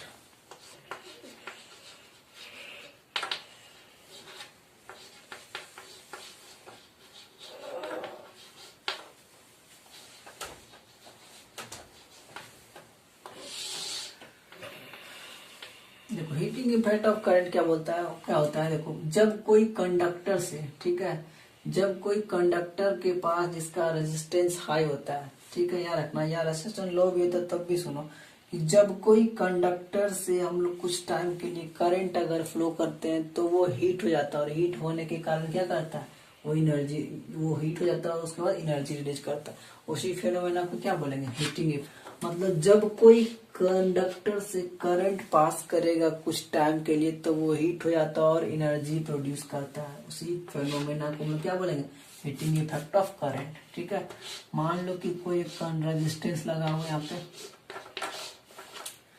जब कोई रेजिस्टेंस के थ्रू करंट पास कर रहा है, मान लो ये भी हो जाएगा, यहाँ से आई करंट पास कर रहा, आर रेजिस्टेंस है, टी टाइम तक, टी सेकेंड तक क्या कर रहा है, करंट पास कर रहा है। ठीक है, जब कोई रेजिस्टेंस से करंट पास करेगा टी टाइम के लिए तो वो क्या जाता है, हीट हो जाता है और एनर्जी प्रोड्यूस करता है। तो उसी फेनोमेना को हम लोग क्या बोलेंगे, हीटिंग इफेक्ट। ठीक है, समझ में आया। जब कोई रजिस्टर से करंट पास करेगा कुछ टाइम के लिए तो हीट हो जाता है और एनर्जी प्रोड्यूस करता है, उस फेनोमेना को बोलेंगे हीटिंग इफेक्ट ऑफ करंट। तो कितना हीट प्रोड्यूस करता है, वो होता है हमारा आई स्क्वायर आर टी। ठीक है, आई स्क्वायर क्या जाएगा, आर टी। अब यहाँ से यूनिट निकालेंगे, यूनिट ऑफ हीट लिखेंगे। ठीक है, यूनिट ऑफ हीट निकालेंगे तो कितना आएगा, यूनिट ऑफ हीट निकालते हैं, क्या आ जाएगा, देखो यूनिट ऑफ हीट ये भी हो जाएगा हमारा जूल। ठीक है, याद रखना एनर्जी का, वर्क का और हीट का, ये तीनों का यूनिट क्या होता है, ये तीनों का यूनिट जो होता है वो जूल होता है। ठीक है, यूनिट अगर निकालेंगे तीनों का क्या आ जाएगा, जूल होता है। ठीक है, कैपिटल जैसे करता है। ठीक है, याद रहेगा एनर्जी, वर्क और हीट तीनों का यूनिट जो होता है वो क्या होता है, जूल होता है। तो हीटिंग इफेक्ट में क्या बोलता है कि जब कोई रजिस्टर से कुछ समय के लिए करंट पास करते हैं तो वो हीट हो जाता है और एनर्जी प्रोड्यूस करता है। इसी फेनोमेना को हम लोग क्या बोलेंगे, हीटिंग इफेक्ट ऑफ करंट बोलेंगे। ठीक है, समझ में आया। अब देखो एक चीज और ध्यान से देखो, हीटिंग इफेक्ट ऑफ करंट का ये बेसिक कौन, अब इसको हम चाहेंगे तो और फील कर सकते हैं। यहाँ से अगर हीट इक्वल टू क्या आ जाएगा, आई स्क्वायर आर। अभी थोड़ा देर हम पहले पढ़े थे, पावर इक्वल टू क्या होता है, पावर का फॉर्मूला क्या क्या लिखते हैं, पावर इज इक्वल टू लिखते हैं बी आई, और क्या था, I square R, V square by R और वर्क बाय टाइम था। ठीक है, इतना था पावर का फॉर्मूला था। तो आई स्क्वायर आर क्या है, देखो ध्यान से, आई स्क्वायर आर क्या है, पावर होता है। तो हीट इक्वल टू क्या लिख सकते हैं, पावर इंटू टाइम लिख सकते हैं। ठीक है, पावर इंटू टाइम लिख सकते हैं। ठीक, हीट इक्वल टू क्या देगा, पावर इंटू टाइम हो जाएगा, तो ये दोनों जाएगा। ठीक है, देखो इसमें जितना भी डाउट रहेगा या फिर इसमें एक अलग से न्यूमेरिकल के लिए वीडियो बनाएंगे। ठीक है, उसमें जितना भी डाउट होगा या तो इसमें जो भी डाउट हो रहा है नीचे कमेंट करना, उसके लिए वीडियो बना देंगे। ठीक है।